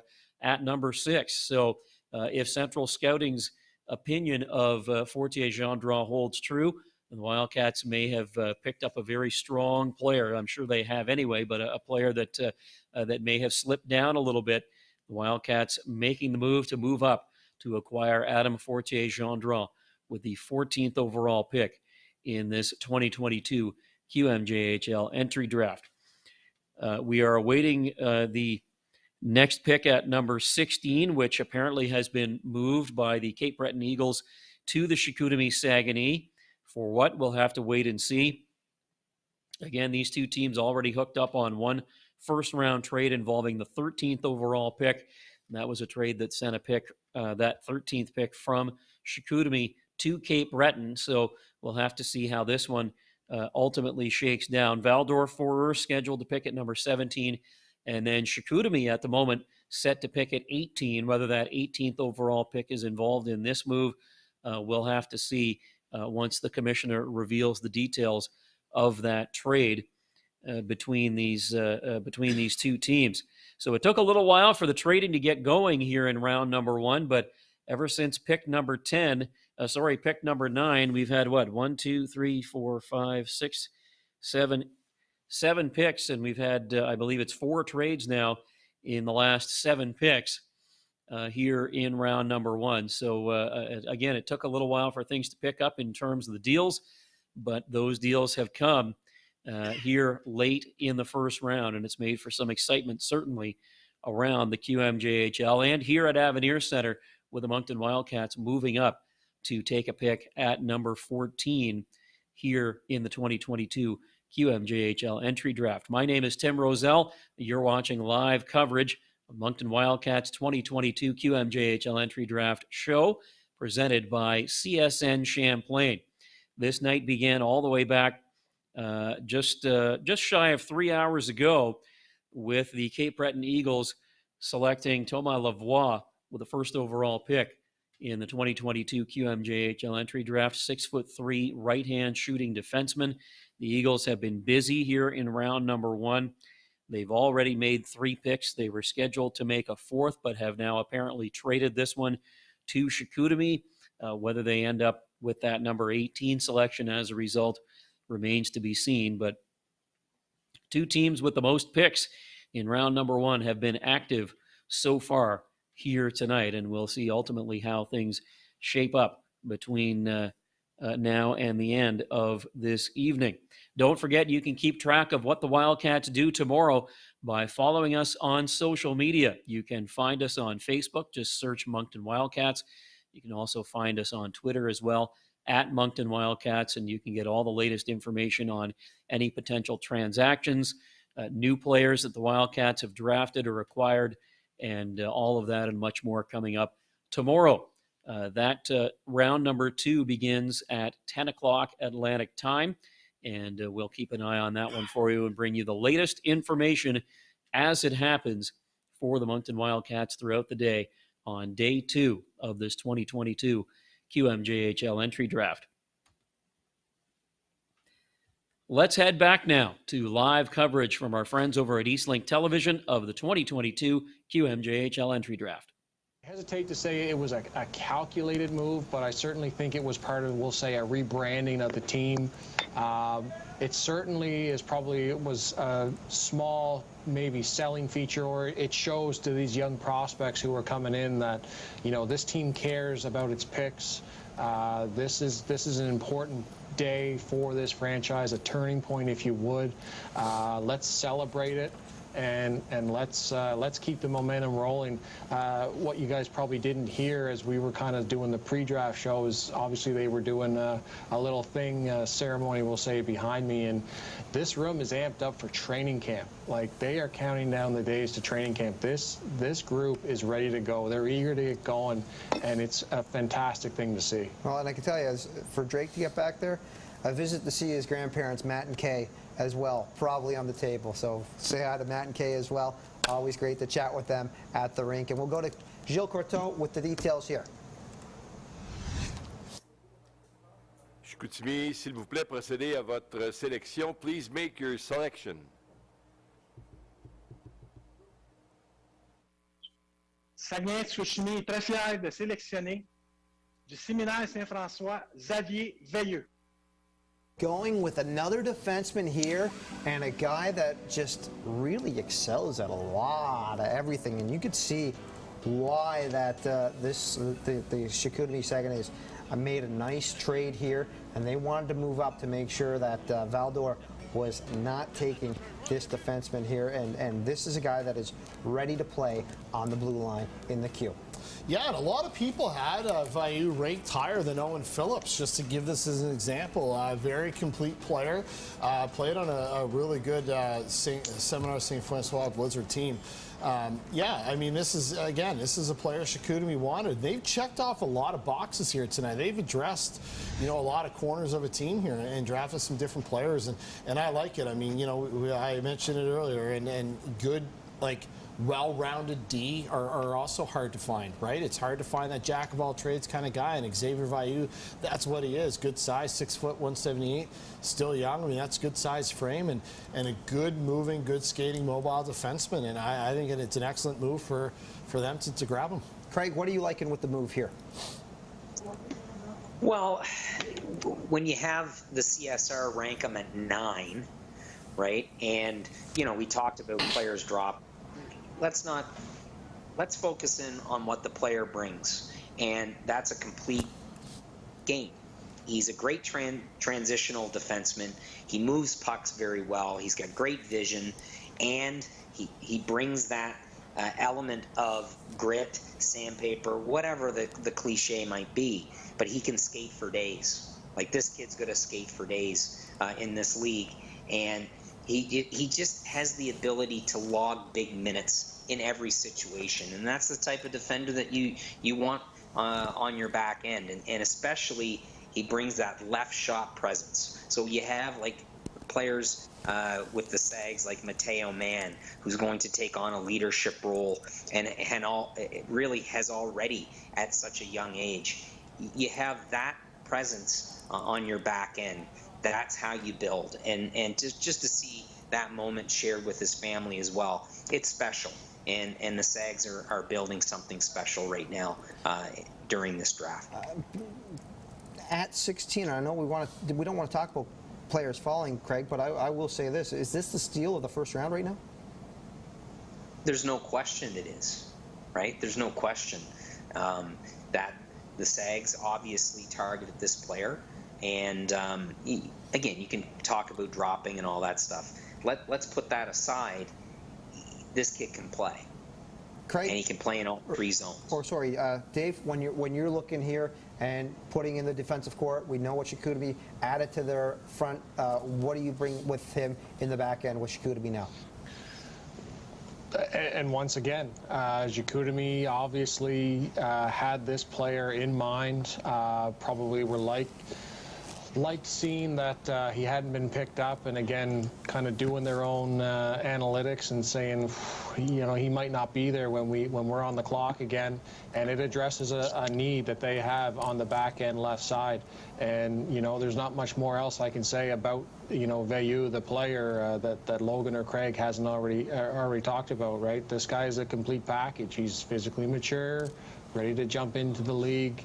You know, eats, like Craig said, right, eats those big minutes. He's going to log big minutes, can play in any situation, smooth skating, you know, well in all three zones. This guy will be a top pairing D-man in the queue before his time is up. Yeah, that's, you know what, I tell you, for this, you know, for this team right now, that is such a steal and such a haul for them. And again, when you have that guy and you have the chance to take it. And you know what? And the Eagles, they're getting a first-round pick coming back the other way next year, as they're still building on the wheel. So now we move into Val-d'Or, and 17th, their only pick here in the first. Dave, when you take a look at Val-d'Or's depth, what are you seeing for what we want to see, what Val-d'Or should be looking for right now?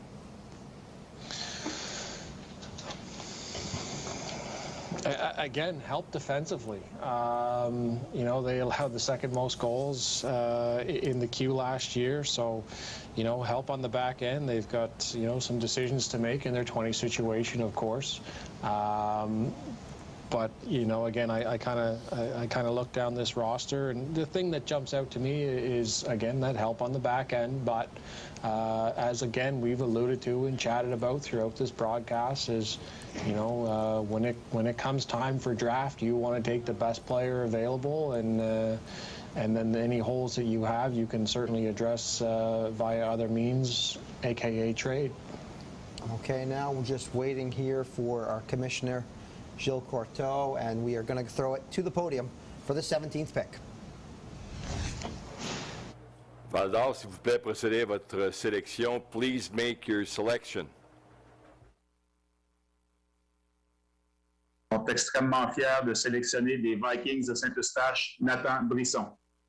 Nathan Brisson off the board, and this is a young man that is, well, you see how excited he is there, but he plays a very high tempo. Is that a palm tree? Where is he watching the draft from? It looks a lot better than here. Just throwing that out there. Wow. Wow. Can you ask him? Yeah, I think he's got the best draft party of all. No kidding. What do you like with Nathan, besides the fact that he's gone very tropical?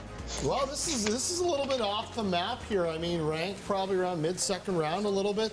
Maybe a lot of people didn't see this one coming, but a bit on the smaller side, but he's still only young. But he is a very skilled forward. And, you know, Val-d'Or, they're on the rebuilding side of things too, right? And, I mean, again, here's a team that, you know, they like what they like in this kid, and that's why they took him. I mean, listen, he had 32 points in 39 games last year in the Quebec Midget League. I mean, that's no joke. So, I mean, this kid can play, and he's got some offensive talent and some upside. One thing I heard about him is it's probably going to take him a couple years to really hit his stride. He's not going to jump in as a 16, start put up numbers, but by the time he's 18, 19, that's going to be his wheelhouse. So Val-d'Or, again, planning for the future. I think it's a good pick for them. Craig, with Nathan, what do you like out of his game? Well, he's a full shutdown checking center. And, oh, well, he's only 5'9", Craig. He's small. No. This guy plays with an edge, and he's going to be that prototypical shutdown centerman. He could play the middle right now. He's going to have to work a little bit on his explosion, but very, very reliable in face-off dot. He's going to win face-offs for you. And we are back at Avenir Center. Tim Roselle with you with live coverage of the Moncton Wildcats 2022 QMJHL Entry Draft Show. presented by CSN Champlain. We have gone through 17 picks now in round number 1 of the 2022 QMJHL entry draft. Let's do a quick recap of the last 3 that have happened since the Wildcats made their move and jumped into the first round. At number 15, it was Anthony Pare, a left defenseman from the Collège Notre Dame Albatross, going to the Rimouski Oceanic. Pare last year, 4 goals, 13 points in 31 games. He is considered a puck-moving defenseman by the QMJHL's Central Scouting Service. Central Scouting says he's an offensive defenseman with great skating stride who does not hesitate to go on the attack. So strong praise for him. Then at number 16, this was after the trade, the second trade between the Cape Breton Eagles and the Chicoutimi Saguenay. It was Xavier Veilleux going from the Séminaire Saint-François Blizzard to Chicoutimi at number 16 overall. Xavier Veilleux, a left defenseman, 6 feet, 178 pounds, and a strong pick by the Saguenay there. Veilleux last year, 4 goals, 32 points in 39 games with Séminaire Saint-François. And Central Scouting says he is a complete defenseman with above-average physical strength and presence on the ice, has a good first pass and an excellent shot, and finished second in points among rookie defensemen in the the Quebec Under-18 Hockey League last year. And then Nathan Brisson goes to the Val-d'Or Foreur. That's at pick number 17, the second to last pick in round number 1. Brisson played last year with Saint Eustache in the Quebec Under-18 Hockey League. 14 goals, 32 points in 39 games. He is a two-way forward, left-shooting centerman. And Central Scouting says he's dynamic and a tireless center. He's a hard worker, committed player, works offensively as well as defensively, and cares about the details. You can never have too many of those type of player, that's for sure. So it looks like the Foreur have found what they hope is something special with that number 17 pick in Nathan Brisson from Saint Eustache in the Quebec Under-18 Hockey League. And just to recap what the Wildcats have done, they moved up into round number 1 and picked at 14 overall defenseman Adam Fortier-Gendron from the Phoenix du Collège Esther Blondin. Fortier-Gendron, considered a strong blue liner by Central Scouting, a guy that the Wildcats obviously targeted because they moved up 8 spots and traded a strong prospect in Elie Bergeron, along with a second-round pick and a third-round pick in order to make this selection. Adam Fortier-Gendron was supposed to play in the Quebec Under-18 Hockey League as an underage player back in 2020-2021, but that season was canceled due to the pandemic. And Central Scouting says he met those high expectations last year instead, with 5 goals and 23 points in 37 games with the Phoenix. So Adam Fortier-Gendron, the newest member of the Moncton Wildcats, as the Wildcats move up to select him at number 14 overall. There is only 1 pick remaining in round number 1 of the QMJHL entry draft. And let's go back to our friends at Eastlink Television to get some details on that. And it doesn't matter how big this kid is. He's got heart for days. This is a really, really good pick. And it goes back to the identity of the general manager in Yannick Jean.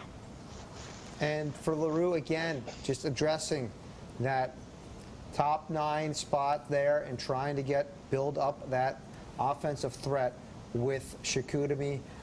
Where do you like him now in this depth chart there, Dave? Well, first things first, I'm going to say, was I not the only one who was pleased to see Chicoutimi holding a jersey in that frame and not saying to Courteau that they had a trade in place? So we knew that a pick was coming. But I think, I totally agree. I think this is a fantastic pick for Chicoutimi. This kid has, again, just he's got everything going for him. He checks a whole lot of boxes for Chicoutimi. And I also think outside of him being an incredibly talented player, he might also be a little bit of a safety blanket in case Beauvoir doesn't report, and they know that they still got a really talented offensive upside player to add to their roster next year. Fantastic pick for Chicoutimi. They really hit it out of the park tonight. And we're going to throw it back to Commissioner Courteau for some closing remarks from Quebec as we wrap up the first round of coverage. Merci. En terminant, je tiens à remercier le partenaire en titre de l'événement, Fenplace, ainsi que tous les amateurs et partenaires d'avoir passé la soirée avec nous. Et je vous donne rendez-vous demain à compter de 9 h sur le site Internet de la Ligue pour suivre les rondes 2 à 14. In closing, I would like to thank the title partner of the draft, Fenplace, as well as all our fans and partners for tuning in for the first round of the draft tonight. Of note, rounds 2 to 14 start tomorrow at 9 a.m. on the QMJHL website. We can't wait to see you at the rink next season. Merci, thank you. And welcome back to Avenir Center in Moncton. Tim Roselle with you. You're watching live coverage of the Moncton Wildcats 2022 QMJHL Entry Draft Show presented by CSN Champlain. You just heard Commissioner Courteau bring the first round of the QMJHL Entry Draft to a close, and he alluded to the draft being back in an arena next year, then back to the in-person draft. Hopefully that will be the case because, again, that's always a lot of fun to be a part of the in-person draft. It would be great to see the Q go back to that next year if they are able to do so. First round wrapped up with one final pick from the Chicoutimi Saguenay, and it was an offensive forward right winger by the name of Jeremy Leroux. Leroux played last year at a prep school called Stansted College. That's in Quebec. He had 37 goals and 75 points in 54 games last year. A winger with great explosiveness. This is according to Quebec League Central Scouting. Great explosiveness on his skates and a sharp, accurate wrist shot that comes without warning. He played left wing, although shoots from the right side, and he's a constant threat in the offensive zone. So the Chicoutimi Saguenay made a splash in the first round, making a couple of deals with the Cape Breton Eagles and adding a number of new faces to their lineup. And the Moncton Wildcats made one as well, trading up into the first round and selecting Adam Fortier-Gendron, a 5'10", 189-pound defenseman from the Phoenix du Collège Esther Blondin. The Wildcats have their first pick of the 2022 QMJHL entry draft in Adam Fortier-Gendron. Well, don't forget to keep an eye on the Wildcats' social media tomorrow. You can find us on Facebook. Just search Moncton Wildcats. You can find us on Twitter as well, at Moncton Wildcats. And stay tuned on both of those channels because we will be bringing you up-to-date information on Moncton Wildcats draft picks and also any trades that may happen tomorrow. We've already seen one with the Wildcats here tonight, of course. Wildcats, because of the trade that they have made, are slated to start tomorrow with 12 picks in rounds 2 through 14, now starting at pick number 25 for the Moncton Wildcats. That draft round number 2 begins at 10 o'clock Atlantic time tomorrow, 9 o'clock Eastern time, and it will run until the day is done. 14 rounds in total, rounds 2 through 14, and then the U.S. draft after that as well. And we'll be bringing you all the latest information on that. We're also going to try and get some interviews lined up with Adam Fortier-Gendron and the other Moncton Wildcats prospects that are selected by the Wildcats tomorrow. So lots of great content for you on social media tomorrow. Again, search Moncton Wildcats on Facebook and join us as well on Twitter at Moncton Wildcats. So for all of us here at the Moncton Wildcats 2022 QMJHL Entry Draft Show presented by CSN Champlain, including our producer, Brian Fisher, this is Tim Roselle signing off. Thanks for joining us, everybody. Have a great night.